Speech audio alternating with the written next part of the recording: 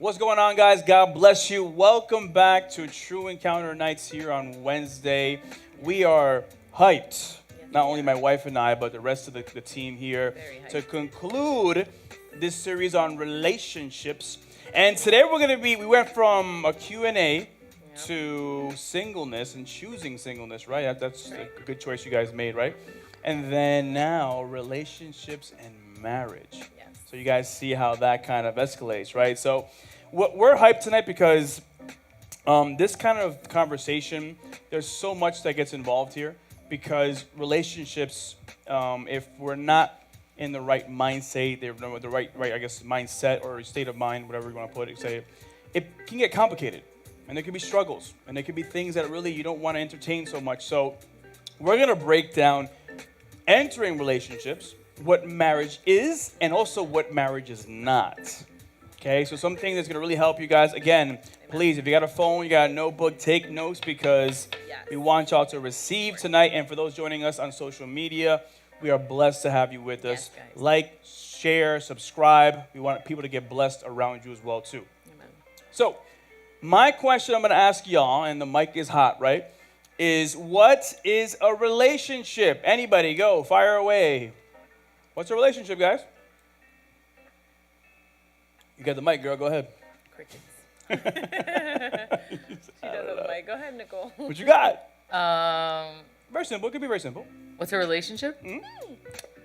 I guess a connection between two people. Bam. David, what you got? I like it simple. You can't say the same thing. Seriously, anybody got something? Anybody they want to share? What's a relationship? Danny, Steven, Nico. What is it? Very simple. Yeah. All right, Kobe, what you got, girl? Simple. Very simple. Let me get that mic. ¿Qué tienes por ahí? So it's two people understanding each other. Hey. It's a two-way street. Okay. Of communication. Wow. Come on now. Oh, we got one, Danny, over there. Let's go. I like this. The whole class is going to be like this. Does it have to be related to this whole concept? No, you can make it whatever you want. Well, can I say in Spanish? Absolutely. Okay, una relación, pienso yo, siento yo que es como dijo ella, Nicole, ¿no? La conexión, pero mejor dicho, para mí es como que la interacción que se tiene con esa persona para construir algo. So the interaction to build something. I like that. Look at that, guys. These are good answers. I want to hear more, but we'll leave it there for now because there's a lot of stuff we're going to share tonight. So, number one, what's a relationship? I want you guys to understand this tonight. What relationships, and another question I have for you, what relationships have you grown up around? Okay? What has been the standard set by your parents, your family, and your close friends? When you look at that, see, a lot of us sometimes, it's like a self-analysis because we have to realize that you might have like this thought of like, I think a marriage is beautiful and everyone's happy and we hang out and go bowling every Saturday. And you might have that in your mind. Right. But you don't realize that deep inside your subconscious, deep in your behavior, your attitudes, the way you respond, what you've seen is what you think relationship is. You think that if the guy comes home every 3 days, that's normal. If you think that there's physical hitting or emotional abuse, that's normal. And then you think that, okay, so, I mean, I've seen this, so no one's perfect. You use the whole covering, no one's perfect. So, you know, if you hit every now and then, you forgive, you make up, right? But you start seeing so many things, and you start actually defining what a relationship is up here. And then when you find somebody, you might fall in love with them, or you might like them. But then what ends up happening is eventually somewhere in the timeline, you start taking all that you learned and you're putting it on them. So those insecurities that mom and dad had, with your brother who goes from relationship to relationship, you know, for me and Laura and I, actually a lot of us in this room can share this. And I don't think everybody, but a lot of us can. Wait a minute, hold on. We might all be in the same boat. Is everyone here the youngest in their family?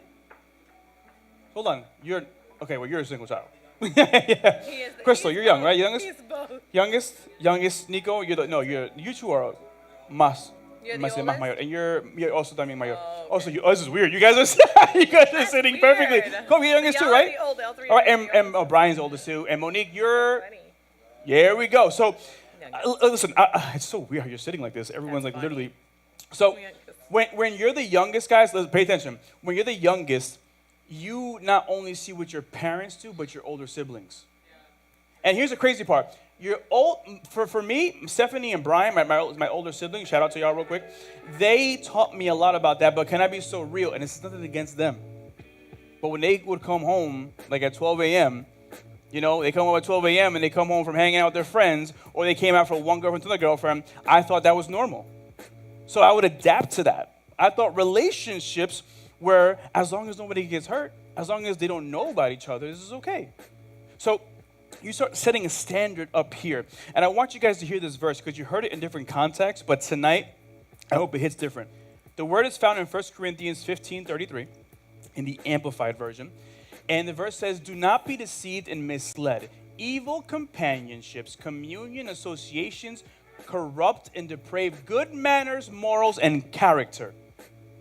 So listen, if you can share this with me real quick. I'm not sure if you're vulnerable, if you want to be real tonight.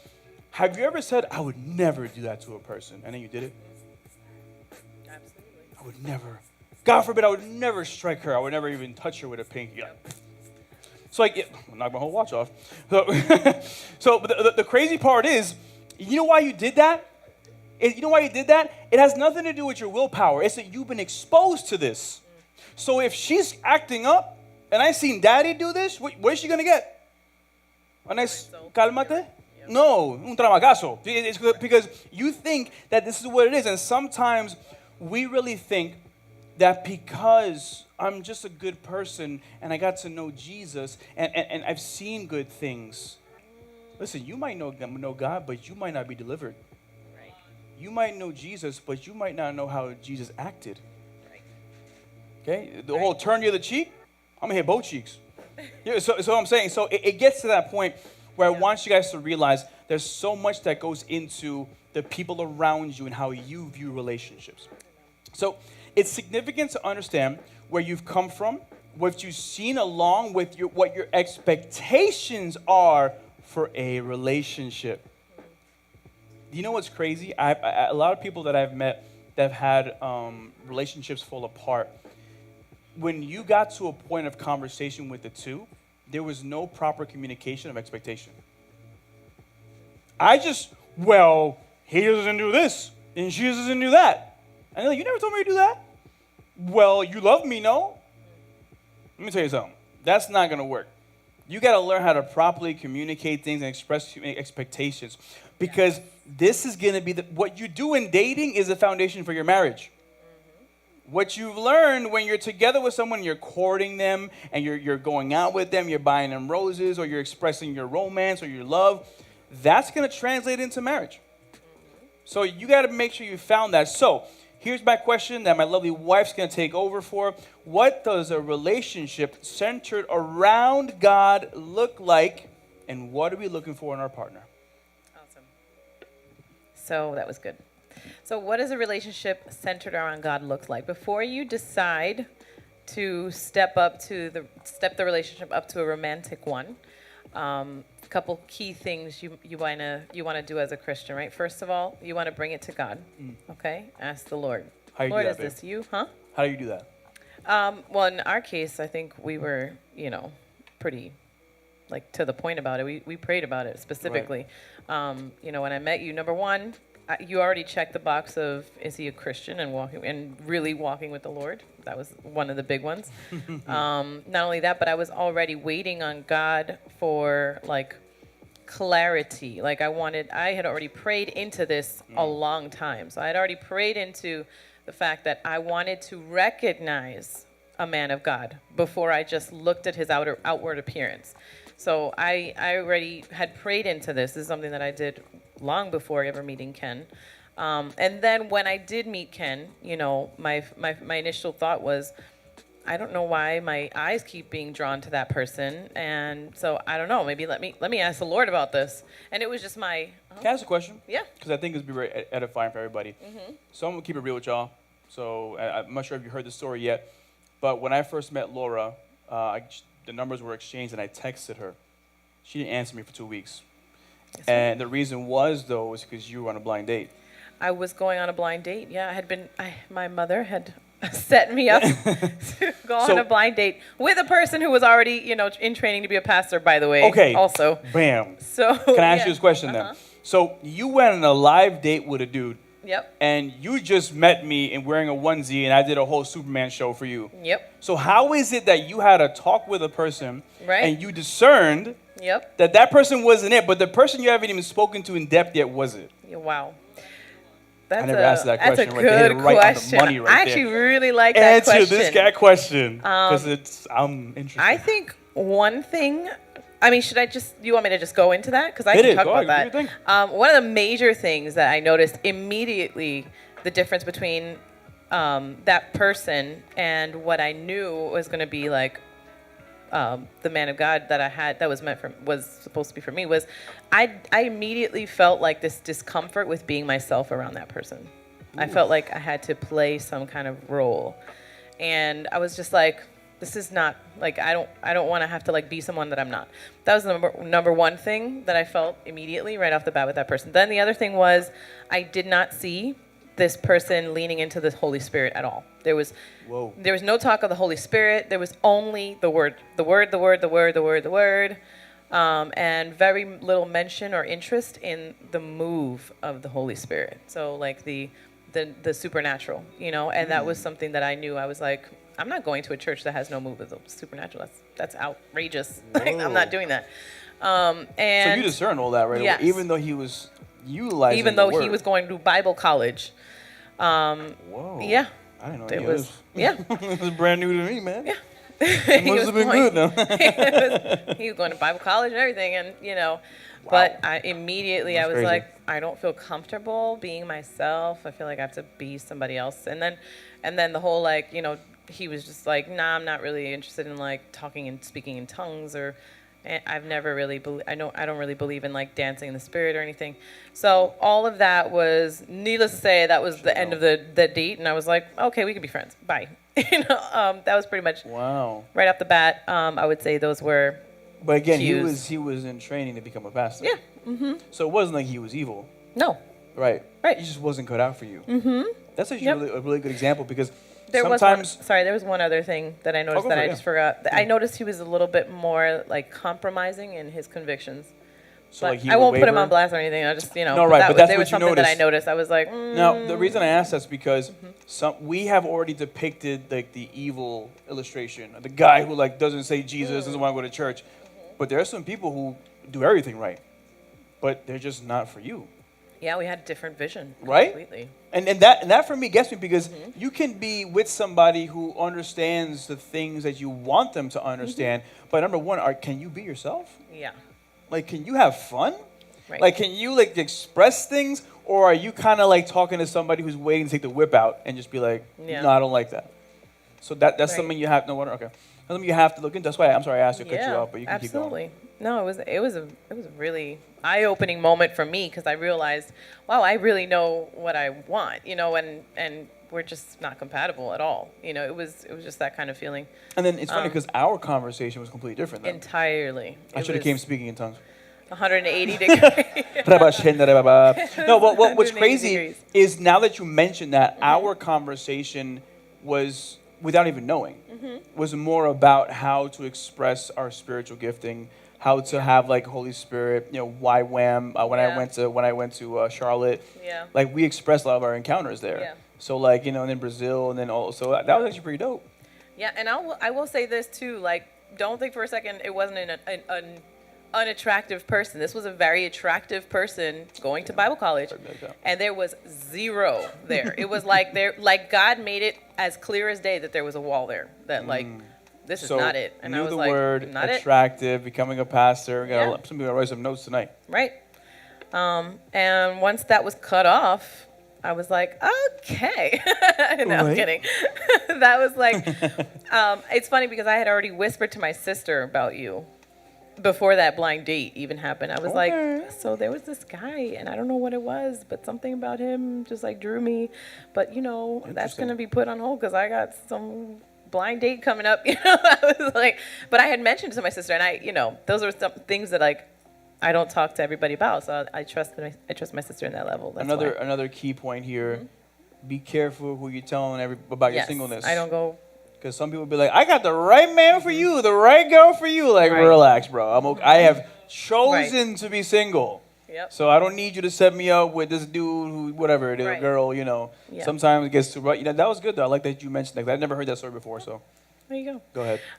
Like I said, before you step out into that relationship, that romantic relationship that you want to pursue, bring it to God first, because He's going to give you discernment. I believe He's going to give you discernment right away, like He did me. It was like a clear, like, there was like this invisible wall that was like, nope, not it, you know? Wow. So bring it to God. Second thing, wait for God's direction. Okay, that's hard to do. But wait for God's direction. Don't just be like, I don't know, I don't really feel like I heard God clearly, but you know what, we're going to go on a date. Like, no, that's the wrong thing to do.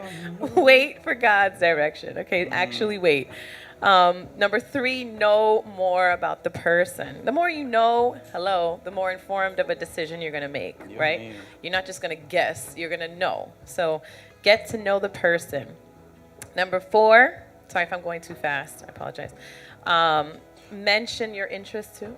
I'm sorry, there's a question that just came in. Oh, a live awesome. question for you. Hey. And that I question like it. is, was it difficult for you to let that guy go? In the moment, I would say yeah. In the moment, because I was like, but God, he's in Bible college. I was like, He loves He's in Jesus. Bible college. He loves Jesus. Like, what? Dios But mío. it was a clear no. It was just a clear no. So I did like a day of like getting over it. And then I was like, oh well. You know, I just kind of like bounced back. But yeah, it was. I would say like for maybe like a half a day, I was like, what? You know, that kind of moment. But Interesting. I knew it. Yeah. Okay, look at that. That's actually, I like that. That's a good response. It's a good question. Good question, Carlos. What? Oh, it's Carlos. Yeah, Carlos Oh, is what's up, watching us Carlos? right now. I like that. Okay, so number 4, I would say tell your interest. Tell rather your leaders, your spiritual parents about the interest, the person that you're interested in. Why? Because your spiritual parents hopefully know enough about you to say, you know, okay, yeah, tell me more about her. Sit down with me. Let me hear what you feel like is, you know, so great about this person. And they can give you wise counsel, right? They can give you their feedback that's going to be not only just wise counsel from their experience, but also wisdom from the Lord, right? Because they're your spiritual parents. They're there to guide you. Shout out to Crystal. I asked her that question. She's probably watching online with us. And she was like, I asked her, I'm like, if he would ask you on a date, like you guys are talking, but before the first date, how would you feel? She was like, I would want them to talk to you guys. Right. And again, that's conviction. Again, we're not trying to chain you up here and be like, tell me everything. But we want, right? And we by want the you way, guys to have this that. list was from the apostle who passed away. Okay, My so Faja. this whole list right here that I'm sharing with you guys, this was passed down to us from him. Daddy-o, bringing that heat. And the next thing is that you would be ministered in certain areas. That's number 5. Talk about that. So before you step into a romantic relationship, make sure that you are ministered in certain areas. So once you've commented, obviously, to your spiritual parents, you should be making an effort to address certain areas in your heart, in your mindset, in your culture, the culture that you've adapted. All right. So those things need to be ministered to. Number 6, cut any past, any ties, any soul ties that might still be there. Why? Because that's going to influence how you view that individual in that romantic relationship. You might even unconsciously start comparing them, you know? And it's out of ignorance that you're comparing them to previous people. I saw him do that. That reminded me of this, and now I'm triggered. Can we things dive like into that? Huh? Anybody here guilty of that? Yeah. Yeah. Do you want to share something? Or do you want to Please. just keep it at that? Yeah. Okay.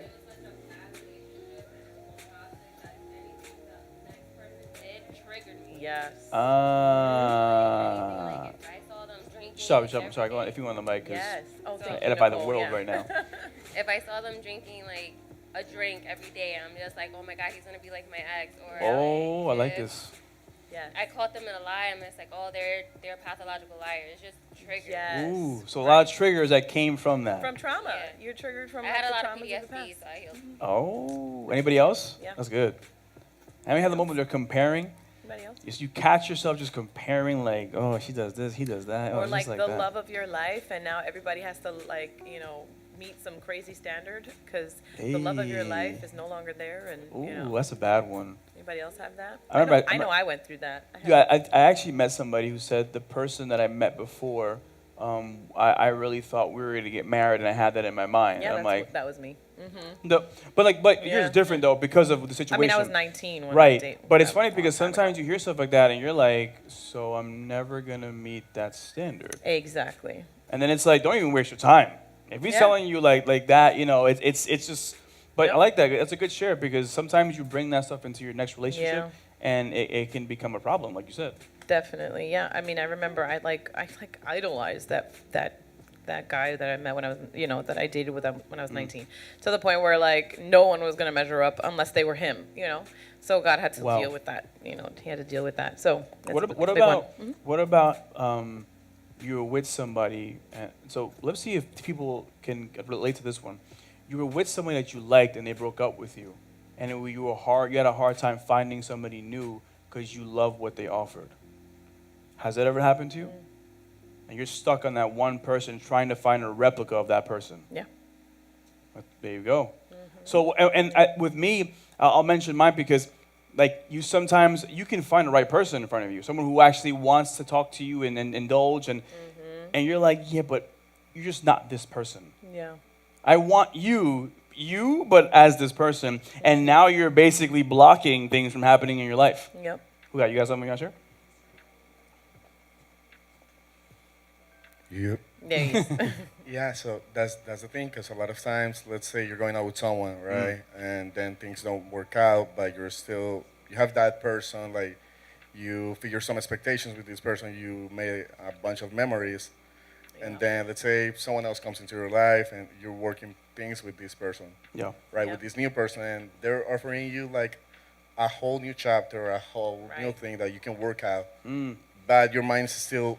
It's still back there. I don't feel the same way. Yep. Sure, but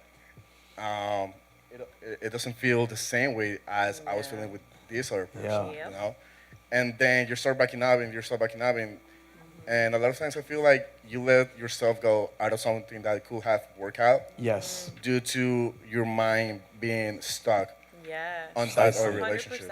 100%. And that's how it happens. That's exactly how it happens. And the poor part, the worst part is that person is legit trying to like sow into your life. They like you, they're attracted to you, and you're like, yeah, but you're not this person, so bye. And it's just like, And then the worst part is you don't want to cut them off because they're giving you some kind of, peace, some kind of emotional support. Yep. So that, this is going on for days, but sorry, honey, go ahead. Good. Go ahead, you keep going. It's okay. And I love that the apostle said this. Get rid of everything that would make you think of that person as well. Like what? Like what? Well, I had some earrings and a necklace and a watch that I really didn't want to get rid of, right? Oh. So there are certain things that are, sentimental, like things that you hold on to from those previous relationships that keep you stuck in that soul tie, whether you realize it or not. Songs maybe that you need to avoid listening to, right? Go ahead. Kobe jumping up on this one. Go ahead, girl. Come on. Yeah. Show the world. Hello. Okay. I think it's important that you explain what a soul tie is. Oh, because I didn't know what that was until October when we had our whole healing session and you broke down all my trauma. Yes. Yes.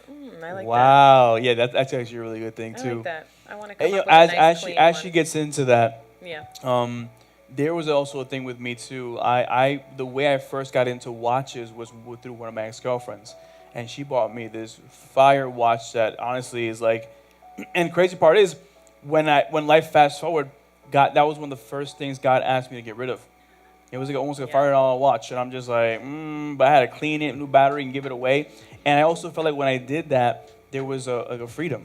Yes. Not just from the idolatry of the watch, but what came with it. Yes. The emotional thing, the tie that came with it. So listen, there's some things, guys, that you're wearing today that you might think, oh, it's comfortable because it was a sweater and it feels good. Get rid of that. Go ahead. What you got, Mo? You raising your hand real quick. Yo, high-key funny story, because y'all are going to know. Y'all remember this, right? So it could be something so simple, y'all. Like for me, I had this pair of sweatpants for like 10 years. And Laura hated them. Oh, She's- are we talking about these the ones sweatpants? she threw We're out. talking about yeah. these sweatpants right Yeah. now? Okay. Like straight up. Like from like 2012. Like Wow. not gonna lie. Yeah. You got some people got to do ceremonial And burnings. I'd be like, nah, but like they fit perfect. They're Yeah. dope. Like I'm little. They're the right kind of baggy. Like, but you know, low key, it was definitely a soul tie as well as like, Yeah. oh, it's nice and this is like that style. But like, cause I remember when she first was like, why do you wear those? And I was like, mad offended. And, Yeah, you were not having it. and like I tried to hang on to them for like an extra like Thank God year, then. and it was like Thank no. God those things are gone because there was Yeah, right. more But like behind thankful to our Jesus friends, cause y'all, Laura would not stop ragging on the sweatpants, and You got a then one reason. day, like she not only threw them out, she bought me others, and we're like, I did. here you. Hey. She gave me some, Yes, I did, y'all. and Burnt she and bought me replaced. others, and she was So like, angry with nah, those. never again.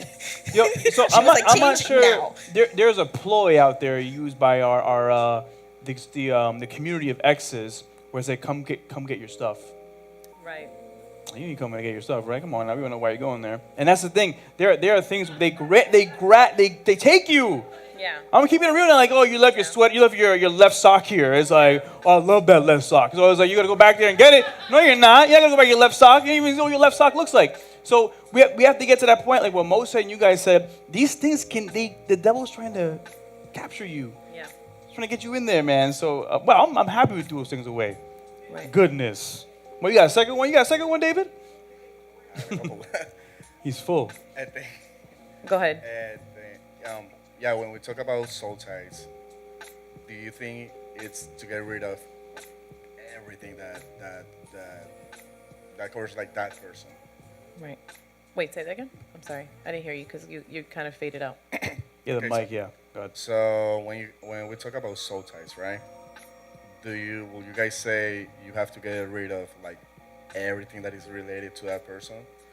Let's say I don't know, photos or stuff like clothes or etc. etc. I will say this. What benefit is there to keeping photos of people that you know? I don't want this mic no more. I would say that because you gotta just know that to move on, especially in this situation, in order to be fully prepared and whole for the next person, you gotta take into consideration. And I would say, bring it to the Lord, pray about it. I don't want to be religious and be like, yes, every single thing has to go, because there might be like one thing that I still have that I forgot that it was given to me by somebody. You know what I mean? But I would say for sure, if it's something that like as soon as you look at it, like you remember that person, I don't really feel like that's a healthy thing. So, but let me just real quick, like Colby said, talk about soul ties. So soul ties, there's no explicit word in the Bible that talks about a soul tie. What it's really referring to is the concept that soul and spirit are often interchangeable in the Word of God. And so when the Word says, and the two shall become one flesh, right? When a man sleeps with a woman, the two shall become one flesh. It's implying basically that you are becoming attached. Your mind, your will, your emotions, all those immaterial parts of you are becoming one with that person. So what you may not be aware of is that those attachments can lead to and potentially have power over those same immaterial parts of you, your mind, your will, your emotions. So understanding that, for example, some of those things might leak into your future relationships because they're still controlling you in a subconscious way. So a godly husband and a wife should have a good soul tie together, meaning their relationship should positively affect each other's souls. Okay, good. So I don't want to give it a negative connotation either, right? I want it to be, but it should be a healthy soul tie. So when the two become one in marriage, it's a healthy thing where you affect each other in a positive way. You guys are benefits to each other. You guys lift each other up.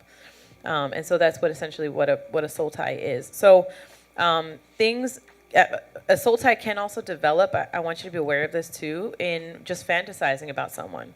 So even like sexual fantasies and things like that can create soul ties, because you've allowed that thing to penetrate, and on a deeper level, you may not even be aware that you're giving legal right to the enemy to torment you because you've opened a door of sexual immorality into your life in that way. So one thing that happens with soul ties, I see your hand up. We have a hand up back there, Monique.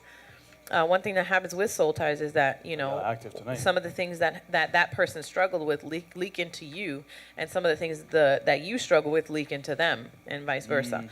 Okay, so that happens. I've heard a lot of people recently about how they experience certain things by being with someone who said that they experienced those things in the past.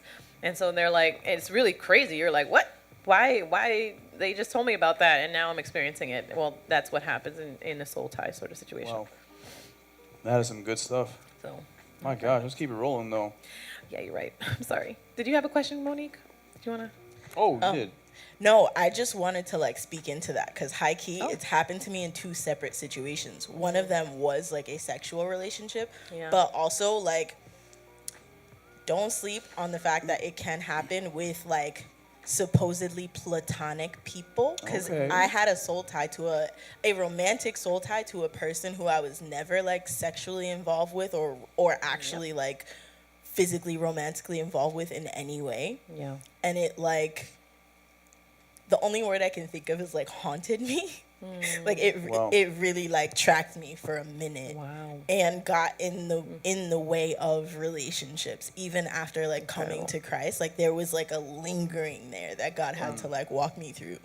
Wow. I mean, I've definitely, I would agree with that. There sometimes it's just a kiss or a hand holding, but it's just that significance of that relationship or of that moment for you that opened up your heart in a way that, linked that person. So, yeah. This next one right here. Okay, so number 6, right? No, No, 7. Sorry. Establishing a friendship and establishing foundations. So establishing a friendship and establishing foundations, make yourself known. In other words, be yourself. Be yourself. Show you who you really are, and be comfortable being yourself around this person and expressing things that maybe are confrontational and maybe uncomfortable. Why? Because this is the important thing to do beforehand, so that you don't run into these things later. You don't want someone to get to know a version that's not you. Yeah, because absolutely. when you want to come out, they're going to be like, ew. Who are you? Like, exactly. Who's this person? What is going on? So you need to behave as you are. And another thing, too, listen, somebody is going to like you for you. Yeah. Okay? If you have a person who's like, oh, you're not an extrovert. Well, mija, then I'm sorry, but that's not what you like. Exactly. So you don't have to become that to get that person. Right. Because then you're going to spend like 10 years trying to do that. You're like, I don't want to pesado, cansado. I don't want to do any of this stuff anymore. Right. So you have to get to the point where it's like, okay, I like someone who's quiet and funny and wise. Okay, then that's what you are. Yes. Be that and be great at it. Yeah. And the last one, should never start with physical affection. Hey, now. Why is that important? Because No touchy. one thing leads to another very quickly. And as much as you say, no, I can stop. Yeah, okay. If you find that you have issues with sexual tension, seek help ASAP. Don't meet with them alone again and then find out, oh, that second time did it. That was it. No. We witnessed that in a recent interaction with a couple that we met. Yeah. And not only is it very awkward for the people that are in the room, but you also know is like if that's just the beginning, then what's happening tomorrow? What's happening behind closed doors? Yeah, and if you do it in front of me like that, like what are y'all doing when you're watching your movie? We're not around, right? So. Right. So and again, if it starts that way, the chances are both of you just really want fleshly things.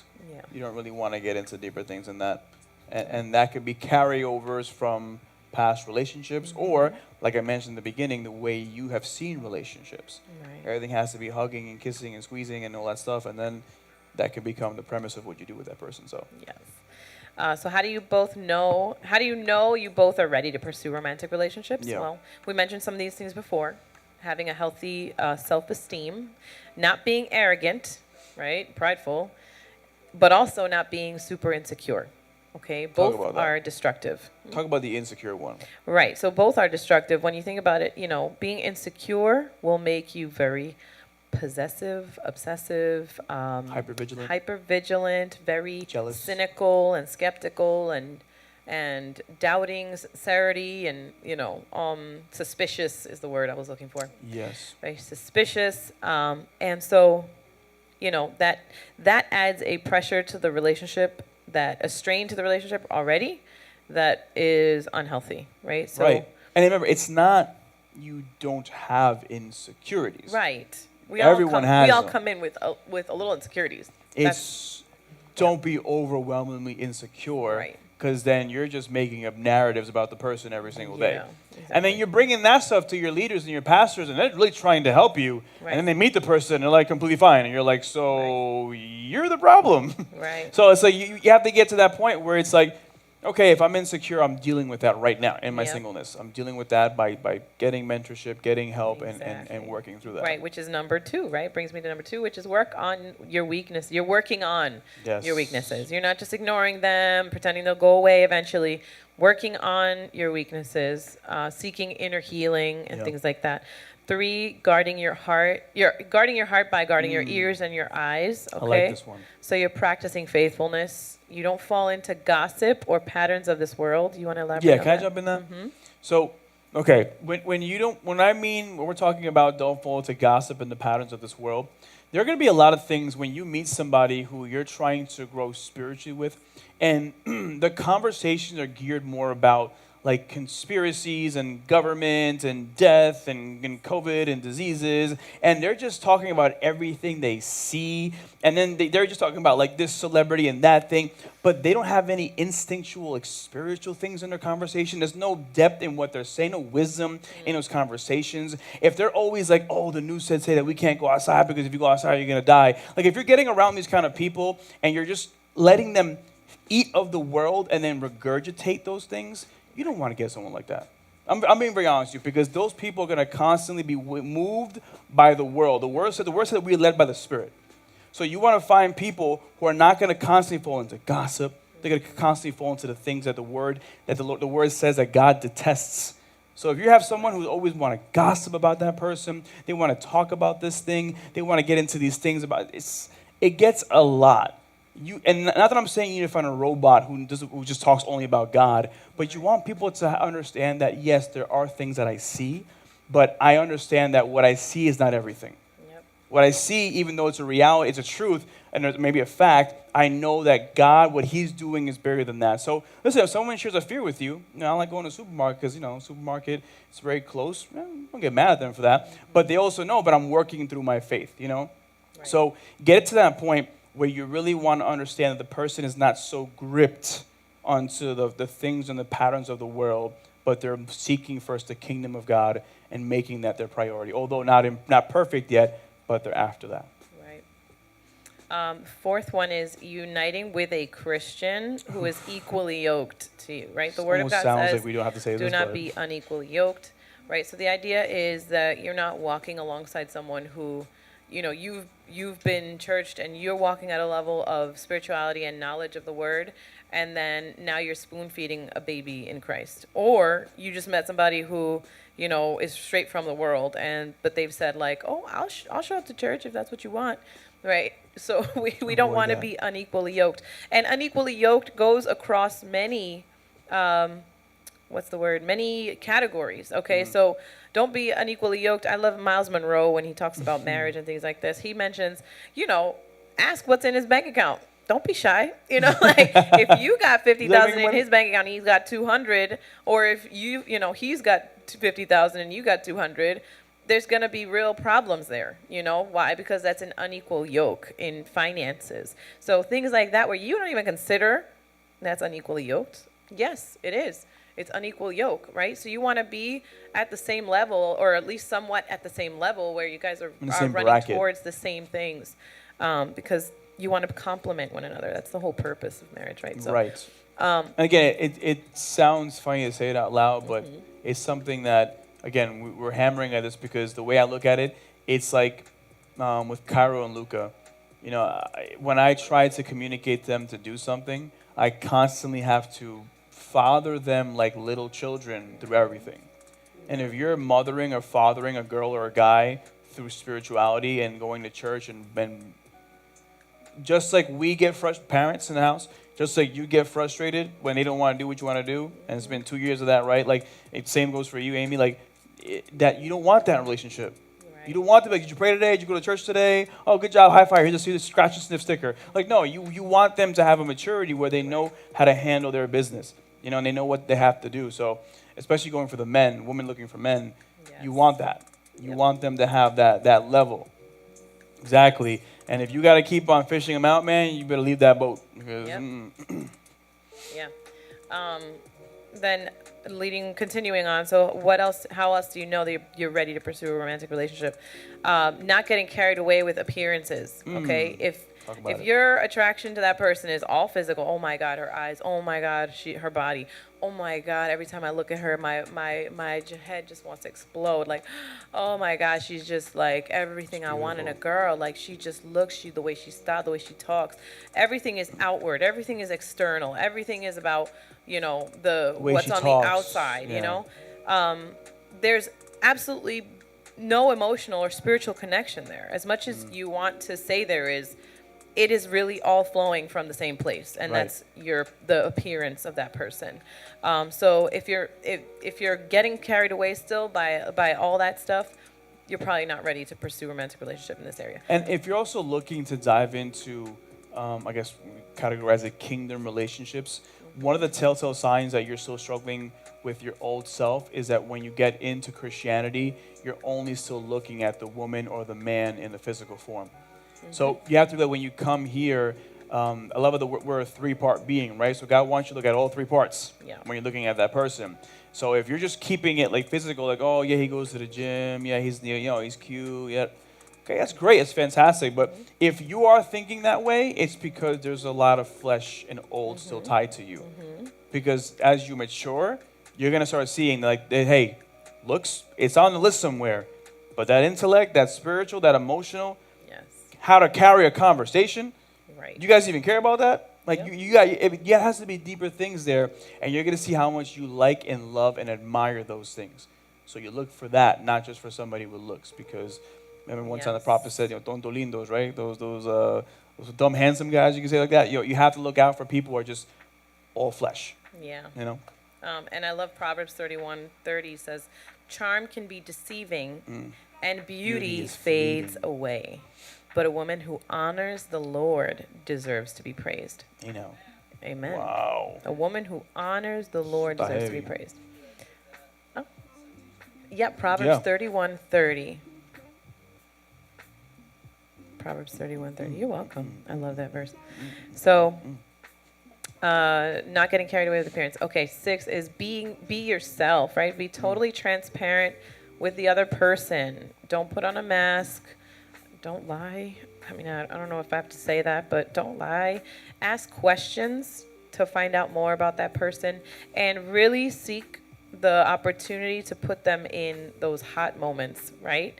To test what their reaction is when they're uncomfortable, when they're put on the spot, when they just have to act instinctually. Yeah. Those moments are the best moments. Those are the moments where you get to see really what's behind the curtains, right? Yeah. So when those instincts come out, because there's like something that's been pressed, those are important to know about right away. It's not to say to be like, oh, well, I'm cutting them off now. No, not necessarily, but it's an important thing to note, okay? You want to be aware of those things ahead of time. And to go on that too, it's obviously you don't just vomit on the first date. You just ask them every question about their whole lifetime in one day. As you're getting to know them, challenge yourself. Yeah. And like you said, you also want to see what their responses are like. So when you're like, hey, so like, your family, how are you and your sister? We all right. Yep. Okay. So like, what do you want to do, like, as far as the future? Like, do you see anything? I got some ideas. Yep. Right. So we're not going anywhere with this person. So you have to realize that's not just them being coy and being, cute and mysterious. They don't have any plans. There's nothing cute about that. So you want to get somebody. Listen, if someone really likes you, they'll share with you those things. Right? If you're kind of pry out of them, well, I don't want to talk about this stuff right now. No, you have to get to that point where you're asking a question like, listen, and maybe the way you break the question is, I want to talk to you about my family. Yeah. and then boom, you share. And then how's your family? That's a good one. Listen, let me tell you something. Very One good thing one. you're gonna love what you hear from a girl or guy. I'm gonna give you a golden nugget tonight. When you talk to them about stuff like that, and regardless of how they are, introvert, extrovert, whatever it is, when they start saying stuff like, "Yo, man, yeah, no, I love my mom, but she gave me tight sometimes," that's a good sign. Because they're starting to be real with you. Yeah. Like, my mom's the best person on this planet. Like, they're not going to tell you that. They're going to say, I love my mom, I love my dad. Well, but sometimes we have these kind of things and these friction. Like, my brother, I love him. We're best friends. We fight sometimes. Like, they're being honest with you. Yep. You know? And if they tell you they're perfect and you go to a family dinner and everyone's throwing rice at each other, like that, you don't want to walk into that war zone. So you have to get to that point where it's like you want to kind of see the progressive vulnerability. Yep. It doesn't have to happen right off the bat. But if both of you are kind of getting to talk a little more and now your conversations are evolving, you want to see expression. And if you are trying to hide that as a male or a female, you're not going to win anything that way. And if you're trying to present to them this golden picture, my family's good, my cousin's good, my dog's good, my cat's good, everybody's good in my household. And it's just like, then you're like, okay, so you're lying right now. Yep. So you want them to be like, listen, this is good, but I'm working on this. Or like, like I told Laura, like, your boy's broke. All right, listen, I'm not lazy. Right. It's just that right now I gave my life to Jesus. I've been doing some spiritual things. I've been seeking him. You just happen to pop in at the right time, but to me it sounds like the wrong time. And it's like I'm sharing this, and she's like, wow, he's actually expressing himself right now. Right. And she expressed herself, and that was actually relieving. Because you don't want to be playing that like Russian roulette of like, is that truthful? Are you lying? Are you telling the truth? So it's like, but go ahead. Now that you're mentioning that, how will you say will be the right time to be that open with that person that you're getting to know, but also how vulnerable you allow yourself to be around them? I'm going to give you such a pastoral That's a answer good right one. now. Oh. The reality is that's all based on your relationship with God. Because for me to sit here and say on day 3, that's not good advice. Because what if the person doesn't care on day 3? What you have to realize is that's why you have to walk with the Spirit and teach and learn discernment. Because if the person is constantly not showing any interest, why are you going to get vulnerable with them? If your person really is like, yeah, surface level, and you're like, oh, I'm submarine right now. It's like, no, there's something happening there. But what you do, even if you don't see it reciprocated or you're still confused, like I said before, you break the ice. Yeah. And very simple things. Like, oh, my mom, my dad, right now traveling. They're in Spain right now for preaching. I love them. They're cool people. There's a couple of things in my past. Like, oh, that's cool. Wow, that's good to know. So they didn't want to dive deep with you. So yes, you caught that. So you have to test the waters, and then Holy Spirit will start giving you those things to share. Because to be honest with you, the cool thing about that is that in those moments is where God is glorified. Because it's a pastor or a leader or a mentor, if I tell you those things and you do it and you fail, you come back to me, and only you get upset with us, then God kind of gets the blame too. So you have to get to the point where it's like, Lord, lead me right here. Because I do like this person, and they're awesome, and so I also want to give it like a timeline. It's been 4 days, we've been talking, it's been cool conversations, but I want to go a little deeper now. And if you give it and you're giving and they don't give it back, stop giving. Because now you're just giving gossip material. You're just giving, and then you heard David, bro. David's broken. That dude, I'm gonna date that guy, bro. That guy he hates his dog and he hates his mother. And it's like I don't want to talk to him. Right. So it's like you have to keep it funny. Like, that's why humor is huge too. Yep. Bring them some humor in there. Bring some moments of levity and like have those times. But eventually you're gonna see how that person. You're both gonna like a flower blossom. And that's where connection, what we mentioned, what Daniel mentioned, interaction and building something through connection. Right. Where you're going to start seeing like, oh, word, so we can talk about this. And Laura and I sat there for like 3 hours in a Starbucks just talking about those things. Yep. So it was weird with us because it happened fairly early. Right. But there was already a built foundation of what we're trying to do here right now. So it's a good question. But again, you have to cultivate in your singleness hearing God, so you can hear him in that very noisy situation. Right. And turn it down, make, Lord, what do you want to do here? Good question, though. I like that. Okay. The last one is there's genuine love. Genuine love. They demonstrate genuine love. So I'm going to say this real quick, wrap it up. So always, love always gives, right? The word says, for God so loved that he gave. He tells Yes. you what love looks like. It's giving, not taking. So always giving first, satisfying the needs of the other person, respecting the other, giving them freedom to grow, mature, and be authentic, happiness, and the desire to be with that person, recognizing that that marriage has to do with promising and covenant, right? Which basically says you're going to be there till your life, till the end of your life, right? It's always protective, even when it costs you losing. Okay. Wow. Resolved to solve problems and conflicts. This is what real love looks like. And finally, always growing and always seeking after maturity and progress. Okay. Wow. So it's not perfection. It's just it's that flexible. It's that giving space for the other person to be them. That kind of thing. That's real love, right? Wow. How to know if it's definitely the person that God is handpicked for you to marry? Not to say that there's only one person. I'm not saying that. I want you to hear my words. But how do you know that this is a God, a divinely appointed person? One, you hear the voice of God on it. Okay, I'm not talking about the audible voice. I'm saying you know that you heard God's voice, and that He's giving you the green light. Okay. Two, you feel the peace of the Lord upon it. Okay, you feel the peace of the Lord when you're with that person. You feel the peace of the Lord when you're contemplating that. Oh, to real love. Oh, the voice of God. So you hear the voice of God. Hear the voice of God confirming. You feel the peace of God. Can I jump on that real quick? Yeah. Does anybody here really understand what the peace of God is?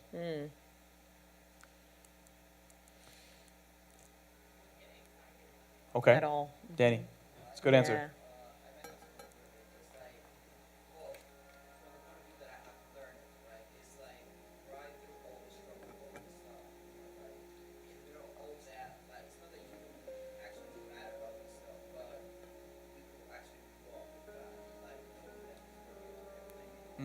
That's kind of the point that I have. Okay.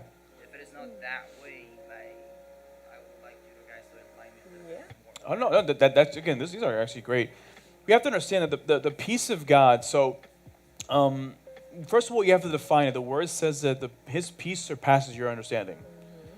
So if you constantly keep inviting your peace to what God is calling, what you think God's calling peace, there could be some conflict there.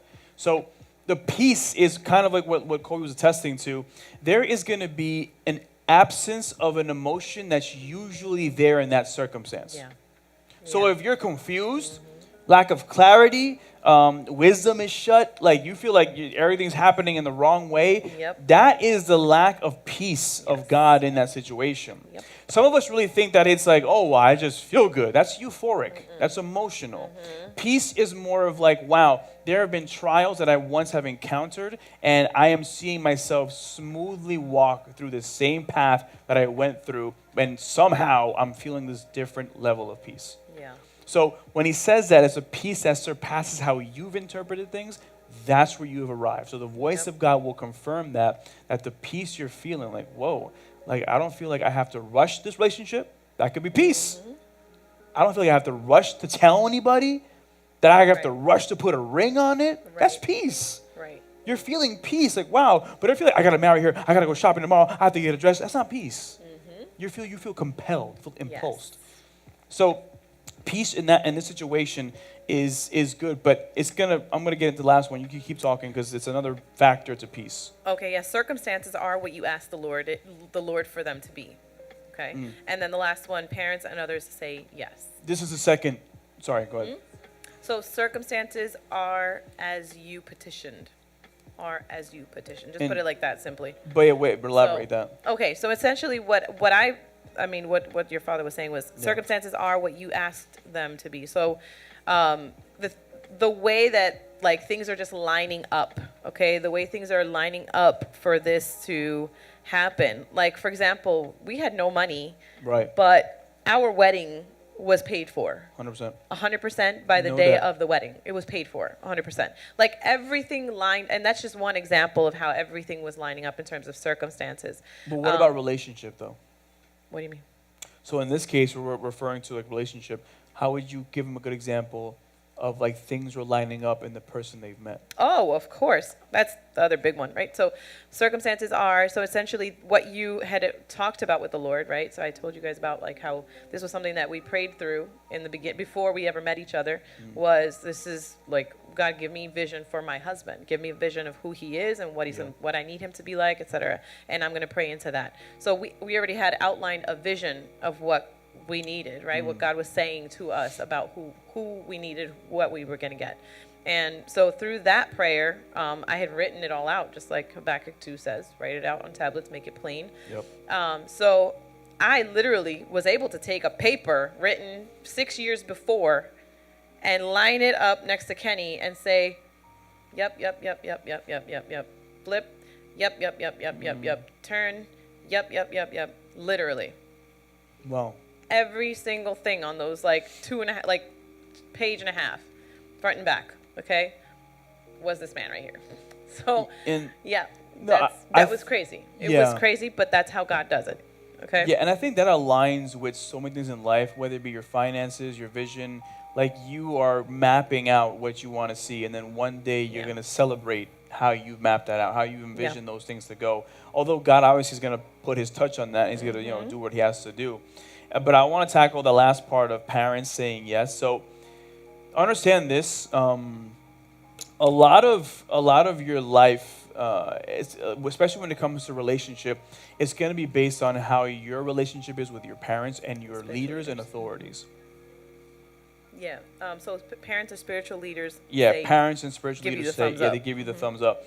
And for me, again, it happened so just perfectly that she was able to meet my mom, my dad, and Pizarro, and literally the three heads of the ministry at that point. And I kind of looked at it as like, wow, like I respect and honor these people so much that I want them to really give me their feedback on the person they're about to meet right now. And I think what affects that is when you don't want to submit and you don't want to have accountability and leaders and mentors, you're going to avoid that. And so I don't really need that because I'm good enough. I know Jesus and this is right for me. Right. But the truth is, if you really want the peace of God, the peace is going to come through them as well too. They're going to actually confirm the peace that you're feeling right now. Yeah. They're going to be like, daughter, son, I love this. This feels so right. And I'm praying. I'm going to keep praying for it. But what I see in my heart and feel in my heart right now, this is a blessing that God has given you. Right. And that's the truth behind it. Do any of you feel uncomfortable with that? You can be honest right now. If it's weird for you, yeah. Because some of that has to do with like traumas in the past, and I will say. That's what I said. And that's okay. Like I get that. If you've had like parents who were like very vindictive, very like narcissistic, if you've grown up with like people who aren't looking out for your good, you might be very hesitant to do that. And you might be very like, no, I'm protecting this. I'm never going to share that with them. It's important to know, one, God wants to heal that. But two, knowing the person that you have as a spiritual leader as well, of course. Like, holding that thought. I love how we had this conversation recently, Monique, right? Putting that thought on trial about those spiritual leaders that you have. So look at that thought and say, is this really true based on the evidence of what I've seen from that person, right? So are they trustworthy? Are they looking out for my good? Have they always been about about my benefit, for my benefit? And am I judging them based on previous experiences right now? Yeah. Because I have no evidence for not trusting them in this. Yep. I have no evidence for doubting their sincerity or doubting their intentions for giving me good advice, right? Yep. So those kinds of things always, I know for me, that was a big thing. I was very private because I was very suspicious of people. I was very suspicious of people's motivations for like giving me their advice or opinions. And I had to break that because it was damaging for my growth. It was damaged. It literally keeps you from maturing. Keeps you from maturing and moving forward. Yeah. So that's and that's why we understand that. Like if you guys did come from a traumatic experience with your homes and the people that you did call authority, we understand that, and we want to give you right now a piece to say that we are interested in seeing you happy with somebody. Yeah. Now, if that's an obstacle you need to, climb with us and the Lord, we're welcoming that too.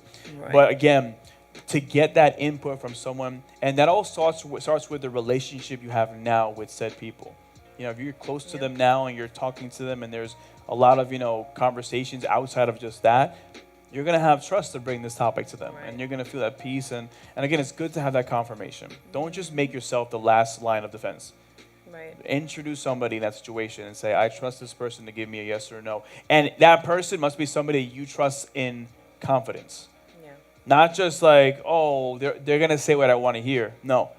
You got to find that prophet, right? That says, like, I'm going to, thus the Lord has said, Right. get away from that person. So you have to you have to find that person that leave it alone. If you might not know, but, they're going to say that. So, Right. so it's important to establish foundational principles, or the word that I use a lot with Rafi when I first met him, non-negotiables.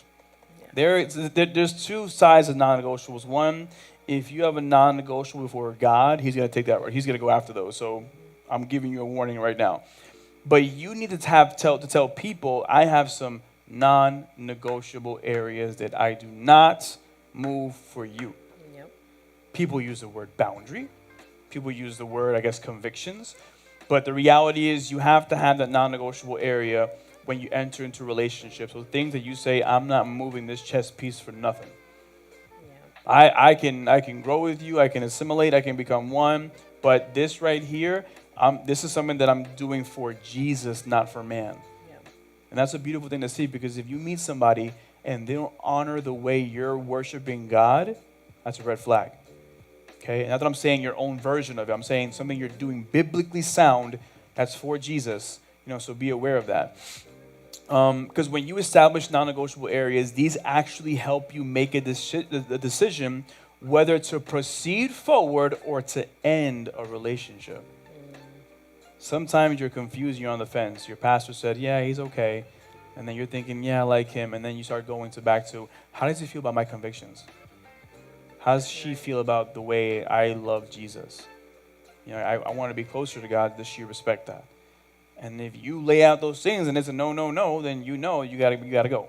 Right. So the word says actually in Psalms 119, 15 through 16, it says, I will meditate on your precepts and contemplate your ways. I will delight myself in your statutes. I will not forget your word.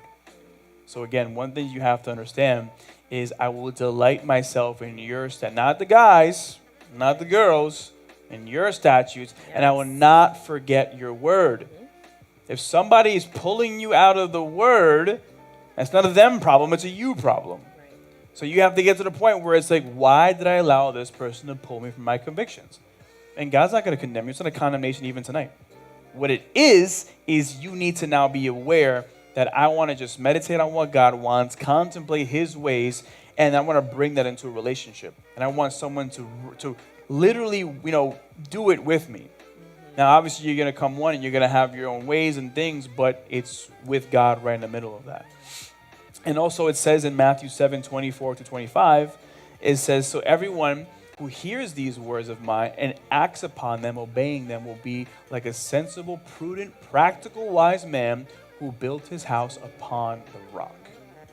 The rain fell and the floods came and the winds blew and beat against the house, yet it did not fall because it had been founded on the rock. Sometimes that cute girl, that cute guy is that windy breeze. Sometimes that girl says, I love Jesus, I'm going to become a pastor tomorrow, is the floods that come. You have to realize that if you're built on Jesus, someone wants to build on that with you. They're not going to take you off that and build on something new. They want to build with Jesus. So that's a major part of how you're going to get into relationships. And again, it's so good because you can't really fail if you're putting God in front of everything right now. Because if God's right here, so put it this way. If this is God, they have to see God before they see you. If you have God back here, they'll see God after. You see what I'm saying? So if God is here, they're going to see God first and then what you do. But don't put him in your pocket. I got some Jesus. Like, no, you have to live your life leading it that way. And they're going to find that. And I love that. Yeah. Like, you really hold him. You take the lamp from the lampstand, you put it right in that lampstand. I like that. And if they don't, that's your answer. So once you've established your relationship, the next step is preparation for marriage. If that's what you both, mutually agree upon. Right. Don't walk up to me in my room, my office, and be like, I got this whole elaborate scheme to marry this person, and this girl's like, I don't want to marry you because you look like a fool. So you have to get to the point where it's got to be like, okay, so y'all both are in this room, right? So you both you want to proceed forward here, because it's not like him dragging you to the altar and be like, marry me, woman. Yeah, I want it to be where it's a mutual decision and you get to that point. Yes. So the word says in Genesis 2:24, therefore a man shall leave his father and mother and be joined to his wife, and they shall become one flesh. You're going to become one. So everything now, the things you dealt with or didn't deal with, are now about to arrive in the same person. So that's up to you to bring that to Jesus and to solve that. So again, question here. Why did God create marriage, and what is its significance? Laura? Significance. Significance. Sorry. Side joke.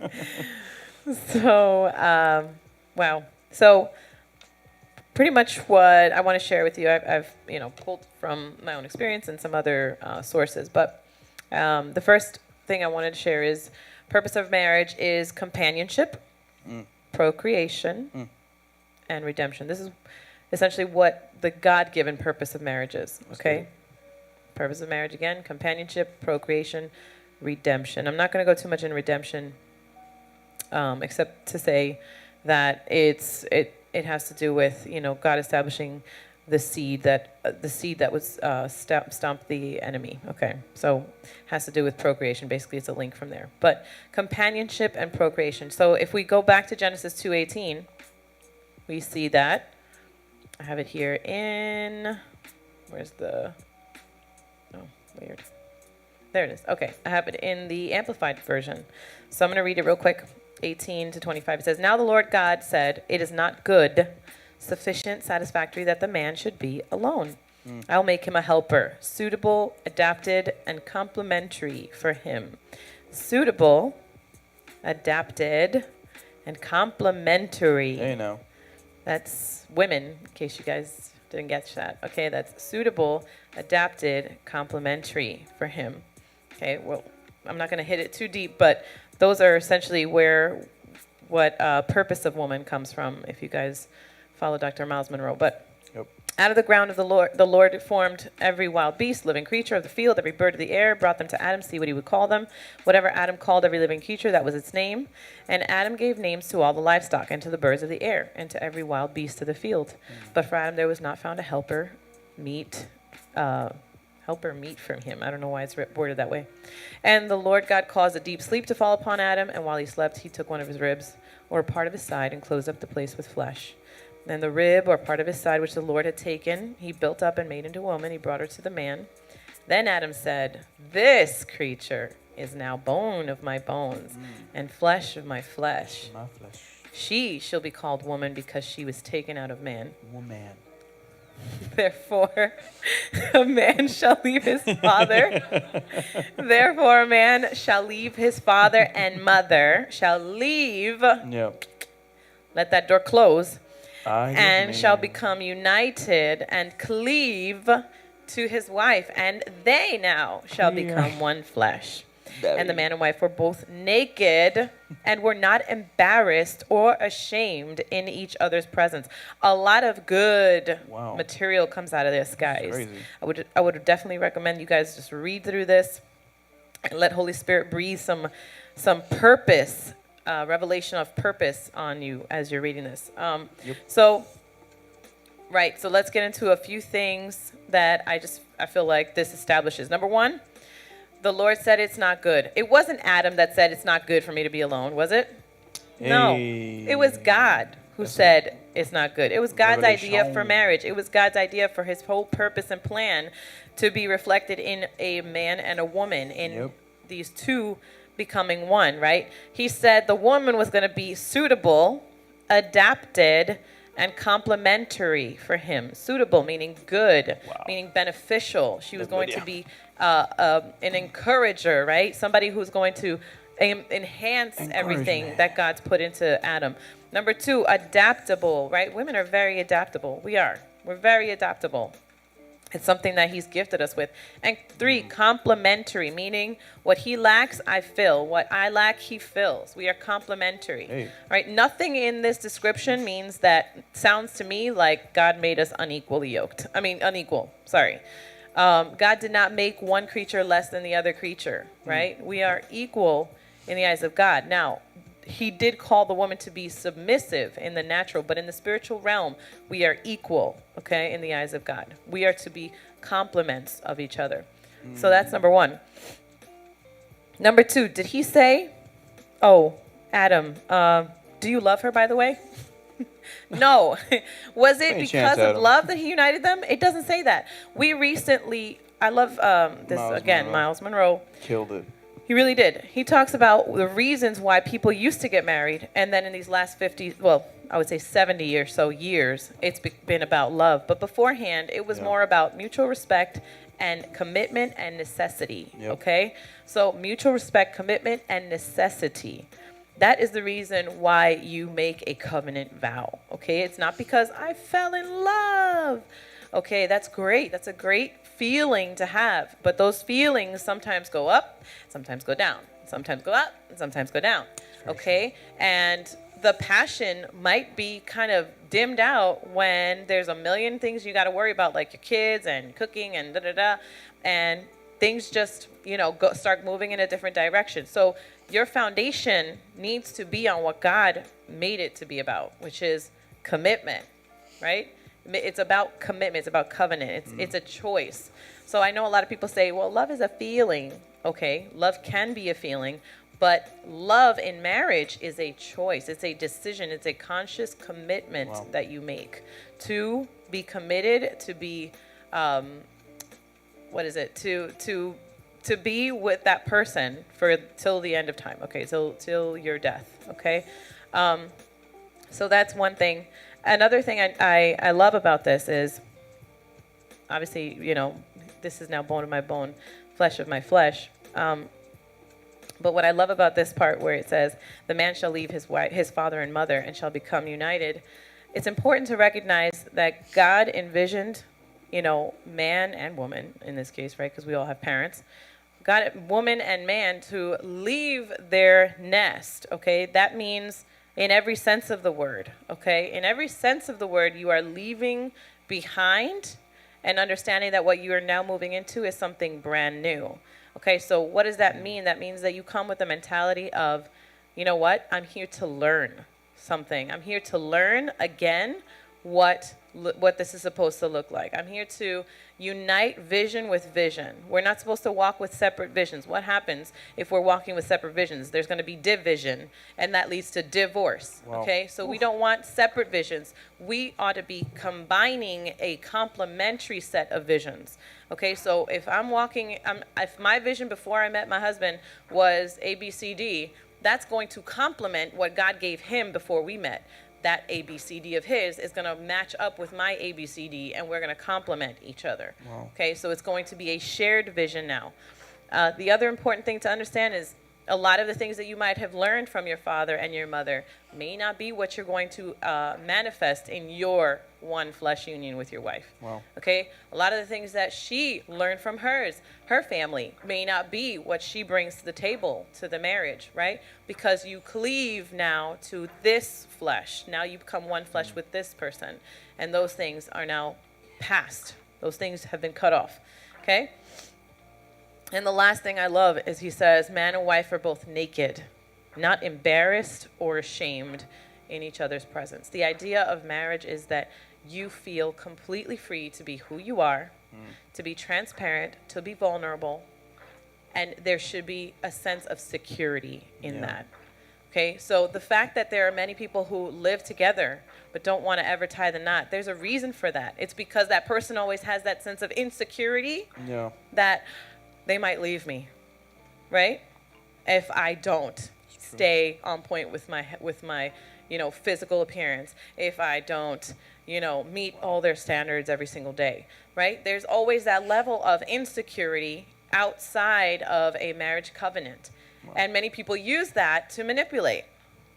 Oh, you want to stay with me? Yeah. Okay. Well, you can, as long as you maintain this whole list of things that I expect of my, significant other, right? So the idea is that in a marriage, a man and wife are to be completely naked, all right, and they ought to feel unashamed and unembarrassed. Wow. So okay, real quick, I just want to wrap this up. I feel like I'm taking too long. So, what a few things that marriage is not. It is not a solution to your loneliness. Whoa. Okay, it is not a way to find happiness. Okay, these are problems that will continue on into your marriage if you don't deal with them before you're married. Okay, Philippians 4:12 tells us what your finding happiness should look like. Philippians 4:12 says, I know what it is to be in need, and I know what it is to have plenty. I have learned the secret of being content, happy, in any and every situation or circumstance, whether fed or hungry, whether living in plenty or in want. Okay, so the idea is you're not finding your happiness in marriage. Happiness is not the goal of your marriage. Neither is fulfilling some sense of loneliness. Okay? 2, it's not a chance to force your spouse to change or to lock down a person so you can stop doing those romantic things that you don't really care to do. Okay, just because you got married doesn't mean you stop doing all the things that you did before your marriage, right? So, right, I see my friend JC over here smiling. He knows, all right? Have you been married for how long now, JC? 27 years, guys. May. I know, right? We need him up here. So he knows what that is, right? You don't just stop doing what you're doing because, I got to lock down. No, actually, this is where you really put your commitment behind it, okay? And you kick it up and be creative with it. So if you want your marriage to be successful anyway. If you don't, then don't. Another thing, it's not a substitute for your intimate relationship with the Lord, okay? So your spouse does not replace God.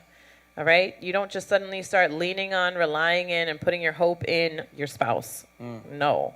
Wow. Right? God is still your number one. Your number one. He is your soulmate. He is your soulmate. I want you to hear that. He is your soulmate. Okay? And I feel like sometimes that ends up becoming the problem.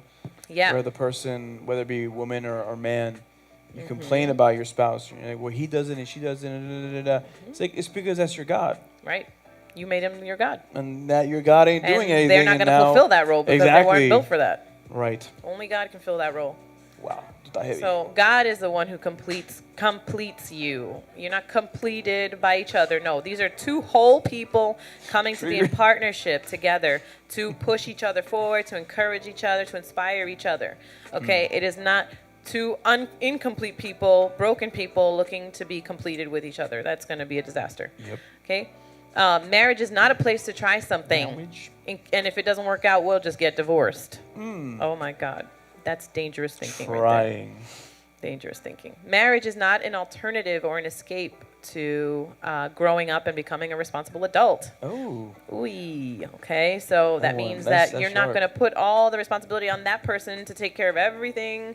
And, you just kind of kick back and, okay, you got it, right? Okay, we'll go. No, that's or not like okay. it's like a trophy.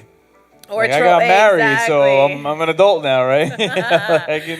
That's a funny one. Yeah, no. Yeah. Marriage is not a way to increase your household revenue or prestige. God Almighty, we see this a lot in our culture. People are like, well, if he's not making 6 figures, then I don't want him. Or if he's not earning what I'm earning, I don't think I should be. There's a problem with that thinking. I'm sorry. This is not about how to increase your revenue. Okay? This is not about how much he earns. All right? Proverbs 31. I like Proverbs 31:10 says it like this. A wife of noble character who can find. She is worth far more than rubies. It's about noble character. That's what you're looking for, right? Marriage is not self-sustaining. Nobility. It's important to know. Marriage is not self-sustaining. You don't just get married and be like, yay, now happily ever after, right? We're done here, right? No. It requires your commitment to sow into it and focus on things you might need to work on. Yep. Marriage is a place of learning from someone who is going to be very different from you. Oof. Okay? Man. You get to watch how someone lives extremely differently from you, up close and personal. and you get to learn from each other. I feel like that's such a good definition of that. Yep. Like, you get a front row seat of the roller coaster ride, and you're only You're sitting like, on. wow. Nobody else is sitting on it. And you get a front row seat. You're like, whoa, this is Yep. interesting. Marriage is not for the impatient, okay? Weddings take a day, but a successful marriage takes a Ay, lifetime. Dios mío. Marriage might be a few hours in one day, but I'm sorry, wedding. Your wedding will be a few hours, but a marriage, it takes time, okay? So it's not for the impatient. First year, you're going to have some bumpy roads. Maybe even second year, third year, you're going to feel some bumpy rides. And if there's more circumstance changes, that's definitely going to be some more trouble. But some of the best stuff takes a while to develop. The best things in life take time. Right? So you have to stick around to find out. All right, what is marriage? Marriage is, some of these are mine, like I said again, some of these are other sources, but refining process to bring about maturity. Proverbs 27:17. Who knows? That's one of my favorite verses. But Yeah, thank you, As girl. one Iron man sharpens sharpens iron. So one friend sharpens another. So one man sharpens another. Okay, so the idea is that God uses those relationships around you, Yes. especially the closer they get, the more sharpening you're going to feel from them. Okay, so this is the sharpest blade you will ever experience in your life is your spouse, your marriage partner. Yep. Okay, so refining process to bring about your maturity and your growth. You're going to learn how to die every day. You're going to learn how to forgive every day. You're going to learn how to be humble every day. Why? Because becoming one doesn't look like, oh, you humble yourself so that I can rise and so shine. I can be exalted. No. In fact, I feel like in my wedding day, I kind of like perceived how there was some of that in me still. Like I was thinking like, isn't the wedding supposed to be about the bride anyway? And I was like, ooh, correction. God corrected me. He was like, word? It's about the bride? Oh, word? It's about the bride's I felt day? that. Let me correct you. He like legit shut me down when I had that thought like pop in my head. And he just interrupted me and was like, psych. No, it's not all about the bride. How about you notice the groom in the room? You know, it's funny that there was actually a factor that affected me because when I was going to get my suit, I wanted to walk out there with a crazy fly suit. Everyone's like, "Oh, you dress mad well. You have a fire suit on." I went out with a very conservative suit because a lot of people were like, "It's about her. It's not about you." And I'm like, "It's about us, bro. Right? Like we're getting married." Exactly. So it's like, and it got to the point where people were like, they were getting mad. Yeah. Like, Well, how dare you want to look flashy? I'm like, I'm not looking flashy. I'm looking fresh, bro. crazy. It's like, what are you talking about? And the reality is, it's such a skewed thing because It's isn't so Christ stupid. the groom? Hello, isn't Christ the groom and the church is the bride? So who's more beautiful here? The church is more beautiful than Christ? I'm sorry, nah, we got that twisted, right? We So taking all those pictures of me. You would crop me out? I got real humbled real quick in that moment. I was like, oh, That ain't from okay. Jesus. Okay, let me shut up now, you know?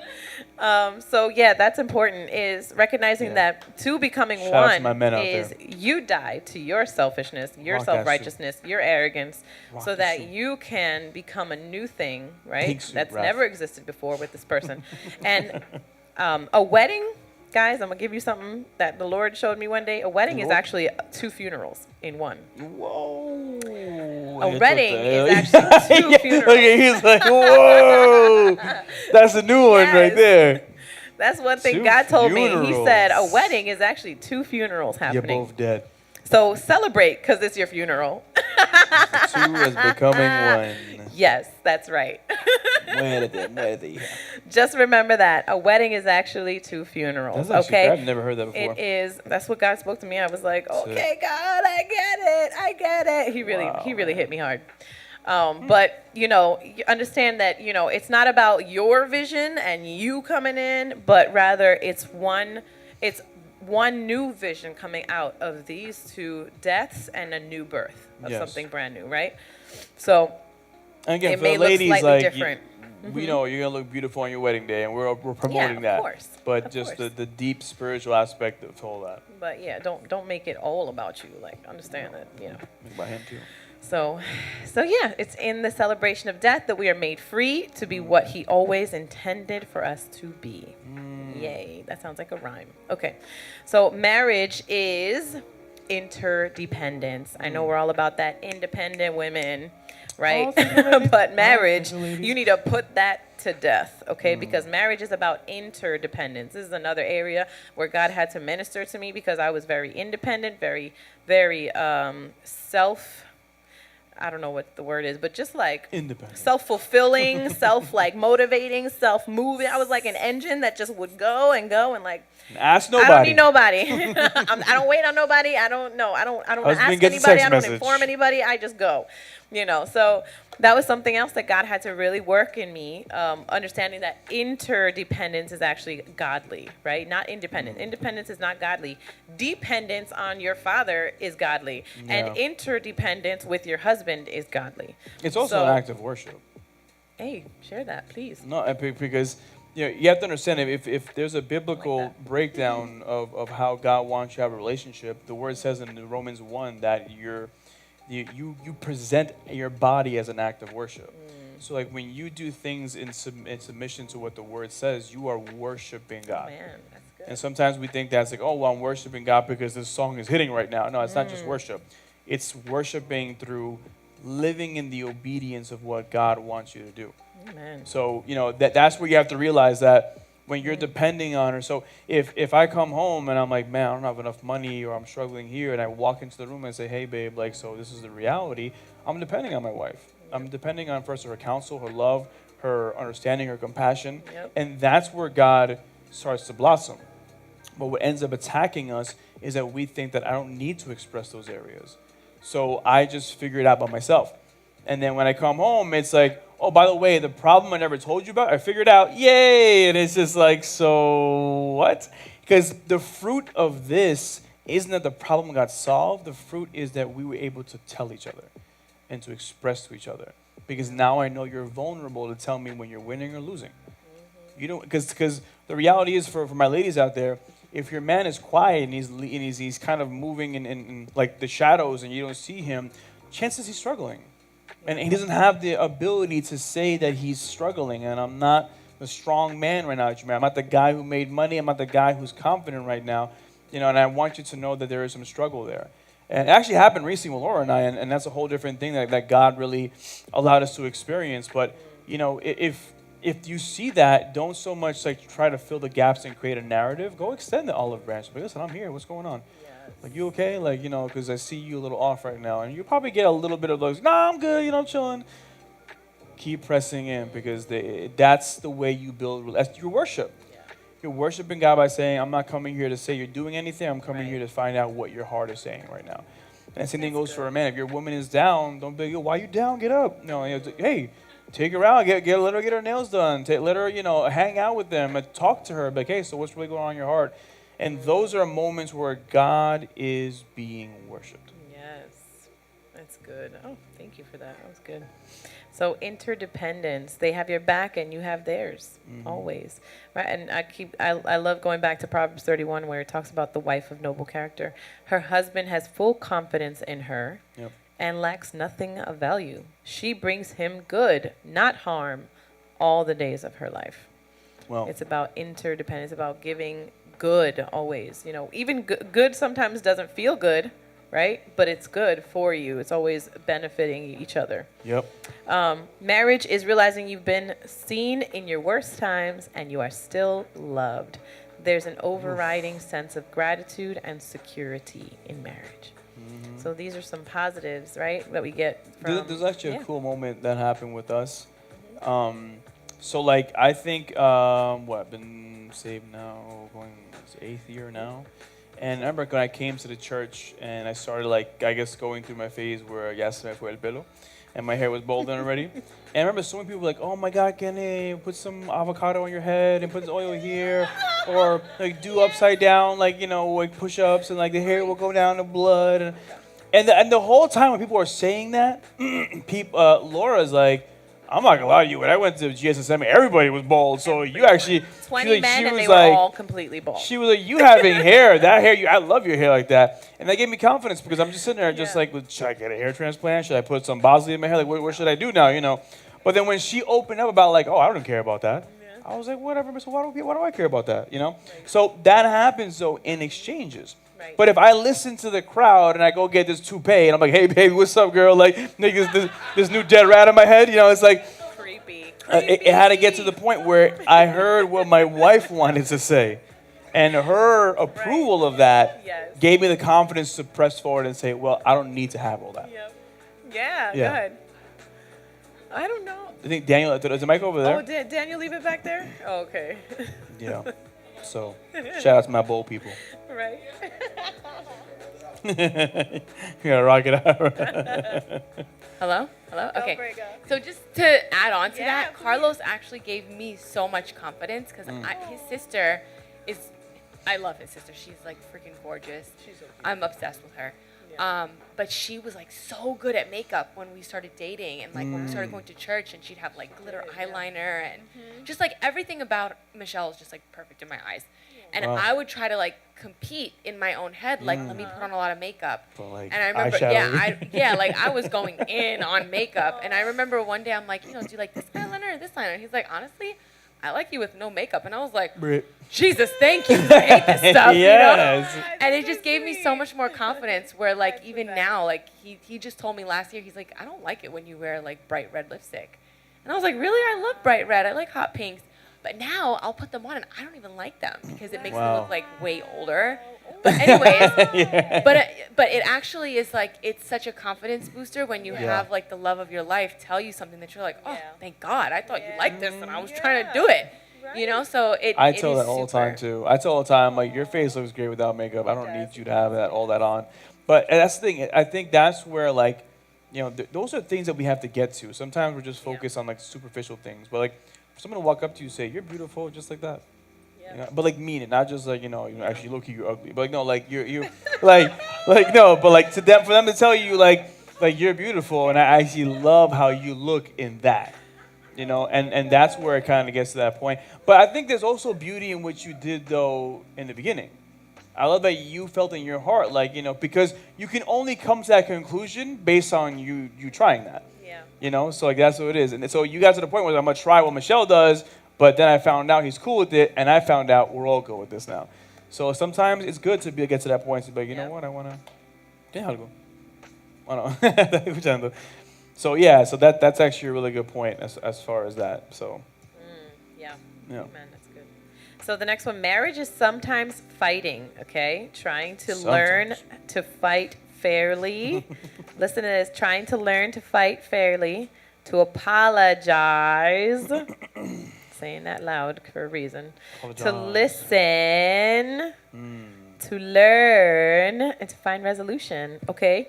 So you're learning how to communicate with each other, even in confrontational moments. You're learning how to handle conflict in a way that honors one another. Okay, so you can still be honoring in conflict and in confrontation. It does not have to get nasty, right?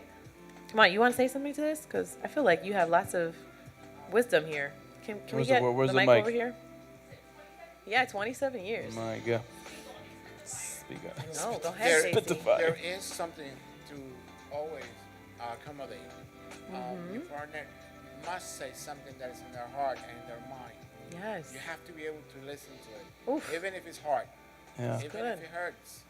Yeah. Because then the next part is accommodate your own thoughts to it as well. Hey now. That's so Then good, you Jason. start rhyming to come out with something different and excuse yourself after you do hurt them.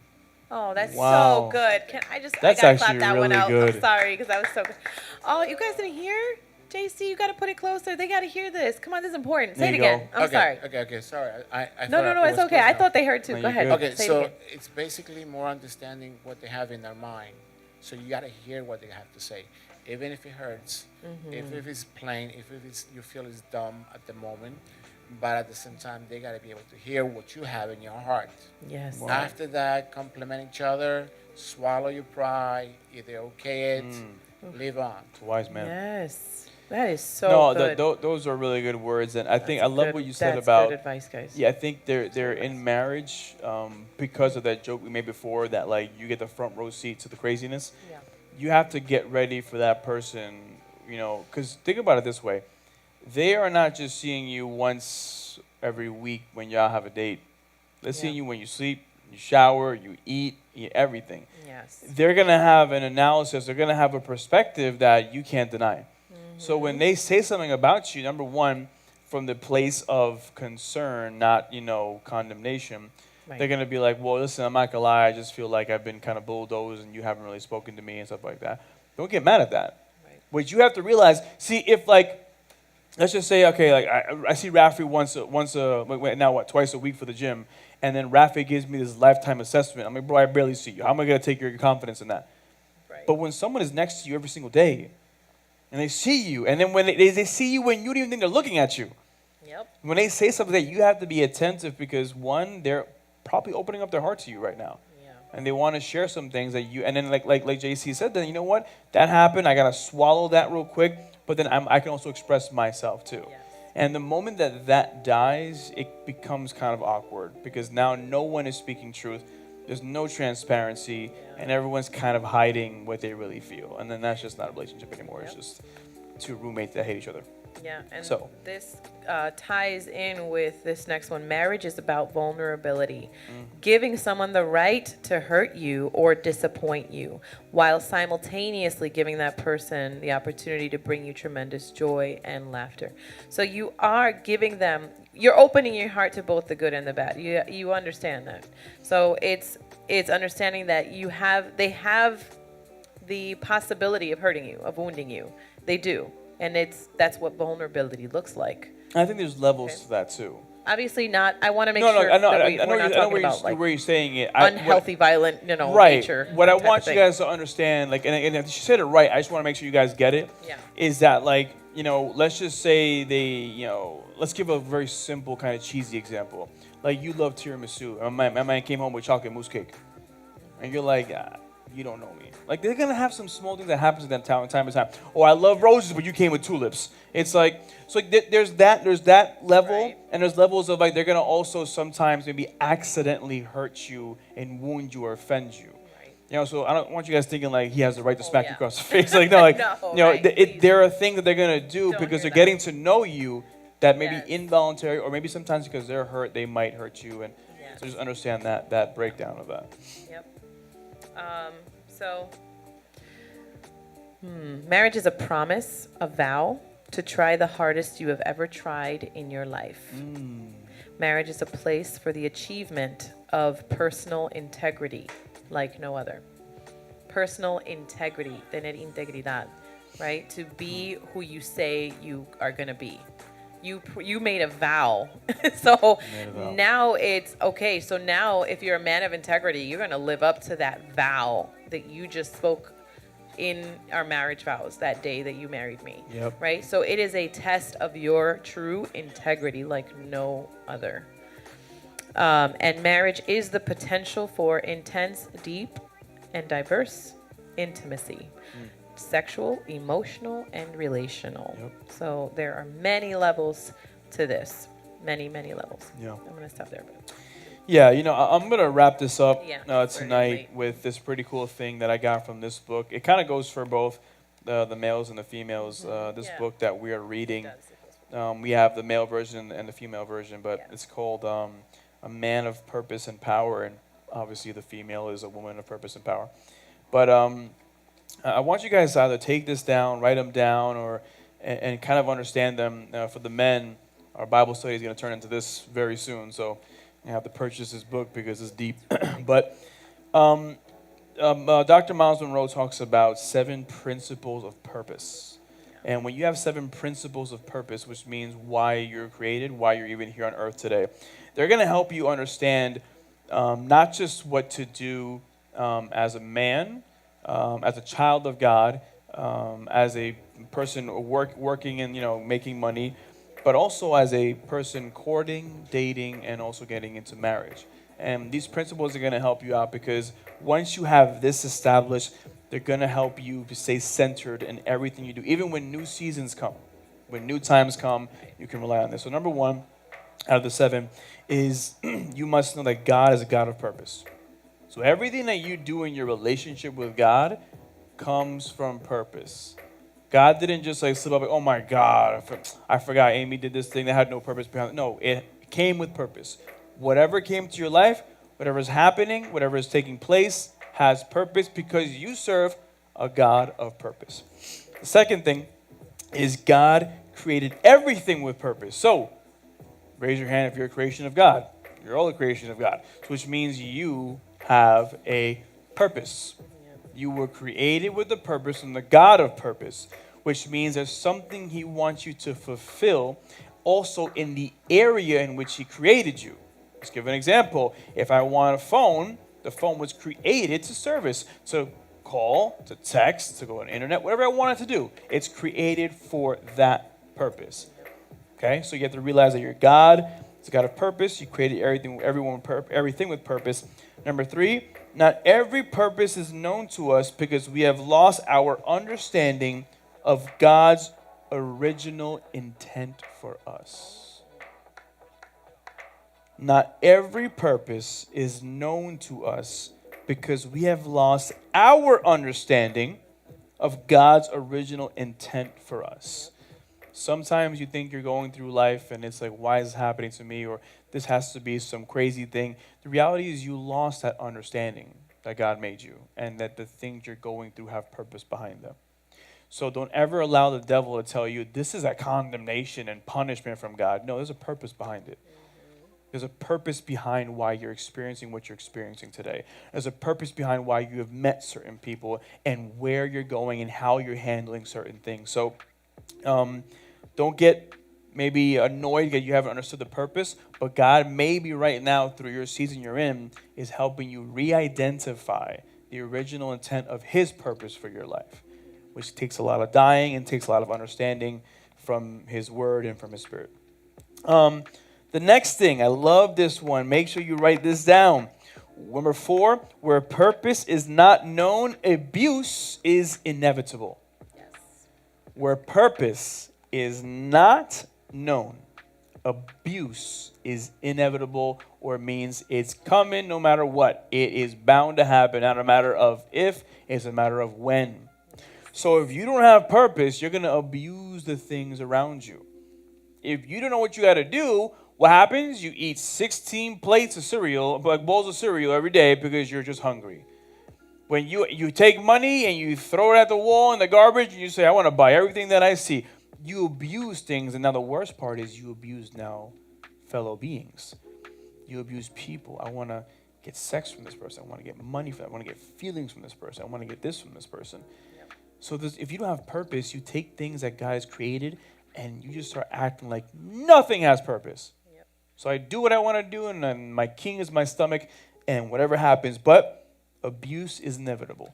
So if you met a guy or a girl who doesn't know who they are or purpose or what they have or meaning of life, chances are abuse is going to make its way into that relationship. Those are the kind of people that curse at you, yell at you, condemn you, hit you, call you names, always conflict with you. They're lacking the purpose that what you have and what I have. Because if I'm a creation, she's a creation, and I know we serve a God of purpose, that can't just stop happening here. I can't be like, well, you don't have purpose. No, we all have purpose. Yep. So you have to realize that. So find purpose or abuse will find its way.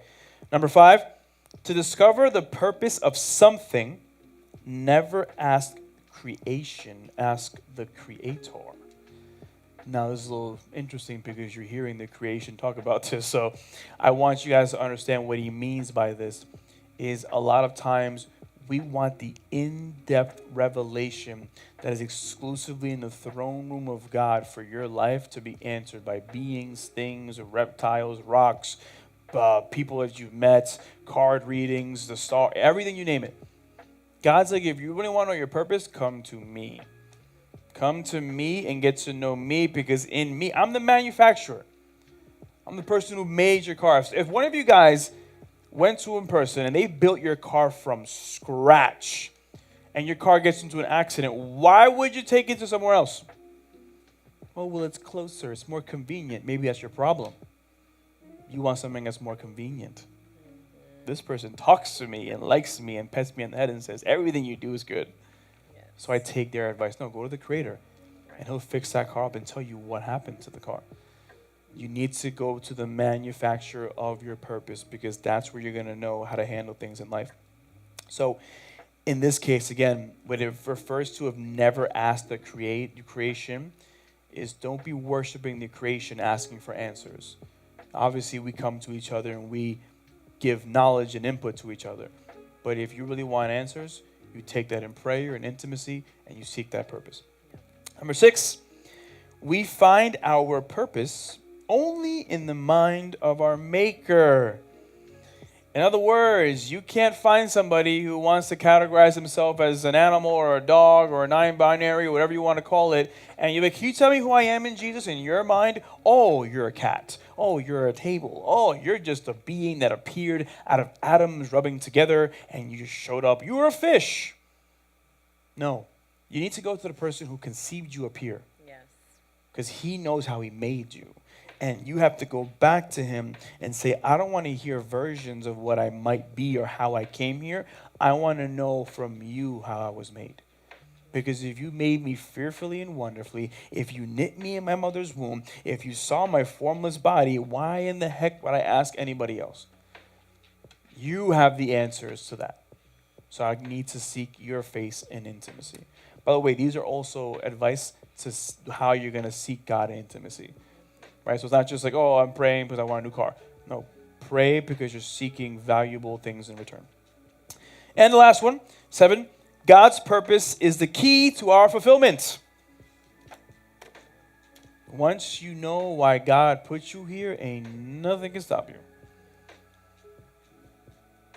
Those are the most dangerous. You want the most dangerous being on the earth?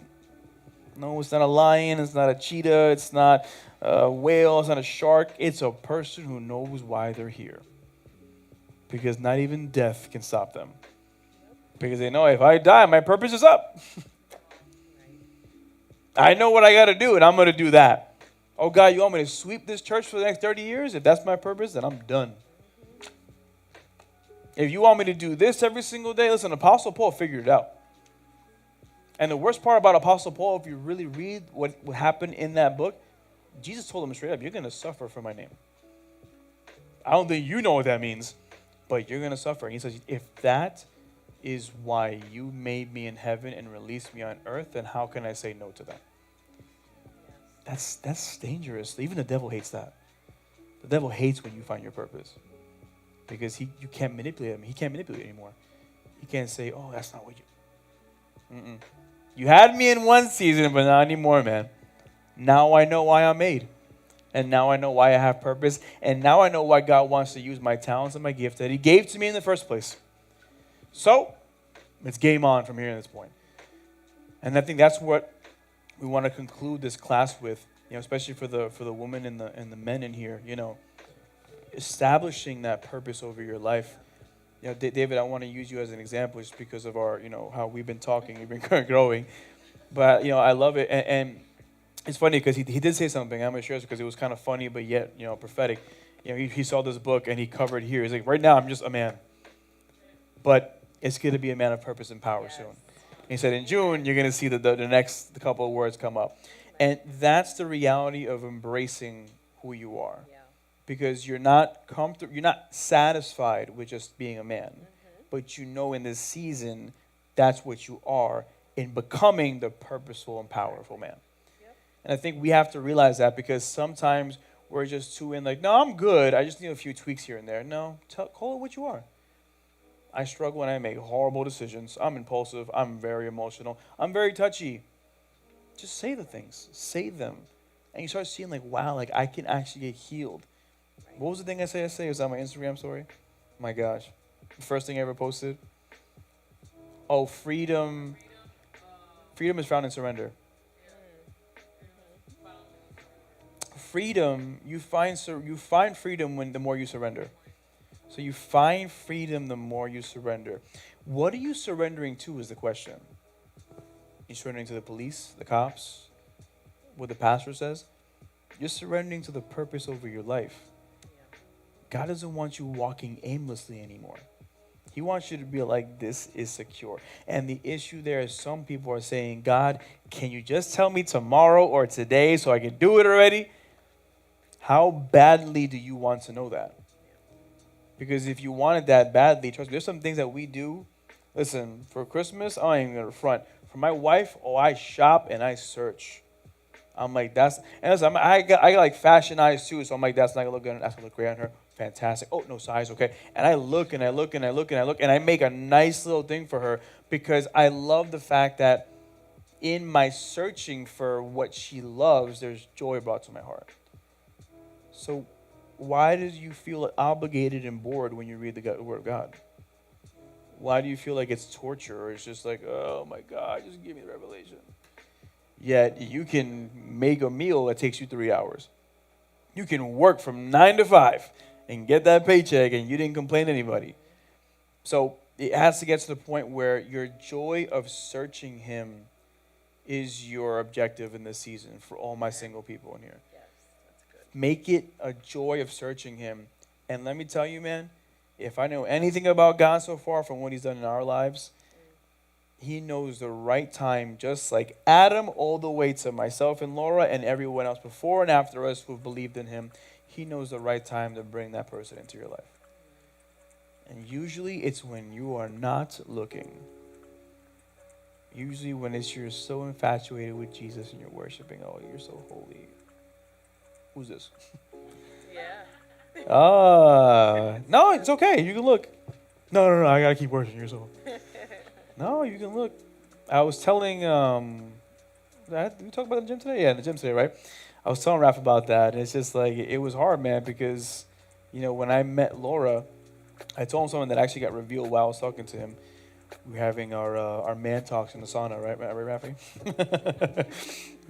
So, But, no, the cool thing was that, sometimes you're looking at women and looking at men, and you're interested, or there's attraction, But when I saw her, I legit felt God be like, it's okay. Like, I want you to look at that. Like, no, God, but I got to worship because But the truth was, as I kept bringing that before God, God's like, this is what I have for you. So even though you told me many times you don't want nothing right now, this is what I've had for you the whole time. And what I'm saying is that there's beauty in getting connected with him, because trust me, guys, and I tell you this, and I hope you receive this tonight, when there's something that you need clarified, he's the first person to clarify that. He will be the first person. He is not a God of confusion, he's a God of order. So if you really have the petition before him and say, I don't know what I got to do, man, God's never going to be like, well, you got to keep guessing. Like, no, he's going to give you clarity. The word says in the book of James that he will give wisdom to him who asks for wisdom. However, he who is double-minded cannot receive wisdom. So what does God say? He gives you nothing.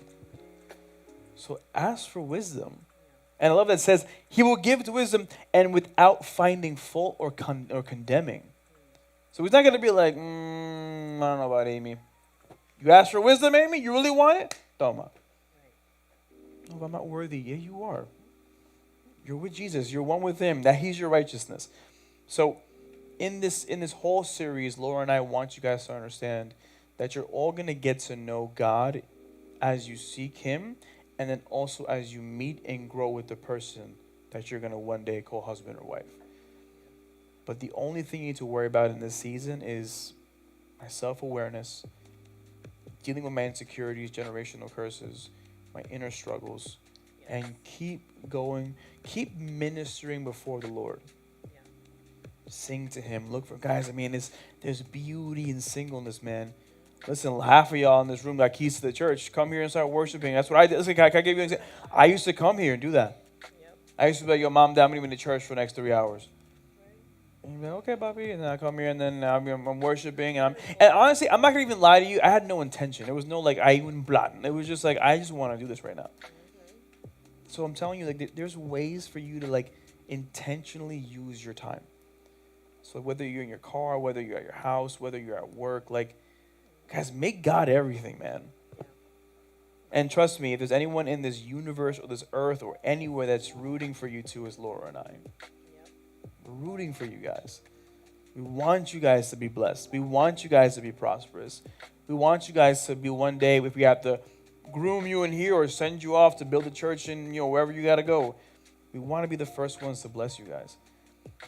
But I tell you this, it's a very tricky area. Wherever there's emotions, especially high intensity of emotions, that's what the devil likes to plant himself. So he's prowling around, but keep on being prepared. Keep on listening to the Holy Spirit. And you're going to see how God's going to surprise many of you. That's my message. Amen. So that's our series, guys. And we also do encourage you guys, after this series is ended, if there are any more questions you have, any more inquiries, any kind of things, feelings, whatever it is you guys have. It's just like, maybe some of y'all right now like, man, I feel mad convicted. I like somebody I haven't told Kenny and Laura yet. But we want you guys to get to the point where it's like you feel free to express yourselves as beings. Whatever it is. Remember, it's not just like, come to me about spiritual things. Like, no, be whatever it is you need to be so we can help you in those areas. And be vulnerable, be ready. And that's pretty much our series for the month of December. Next week, Nicole will be back. Oh my God, this thing. We'll be back over here at the helm, and she'll be doing some vision casting, right? We're doing some vision boards and everything. Did you want to talk about that real quick, or? Awesome. Yeah. Come on here. Where's the micrófono? Oh, there it is. Lo tiene Steven, bro. El cantante, el ministro. Okay. Oh, yes. Let me do that real quick before. What do you want to tell everybody on? Okay. So for all those watching right now on YouTube, on Facebook, everywhere, we appreciate your support. Again, please like, subscribe, share these videos, because a lot of people in our generation need to hear more about relationships and marriage and singleness and the significance of whatever season you're in. So we bless you guys tonight. We hope that the Lord ministered to you. Any questions you have, please send them our way. We love to help you answer questions and to just help you in any season that you're in, all right? So we love you. Have a great day, and we'll see you in 2023. God bless you all.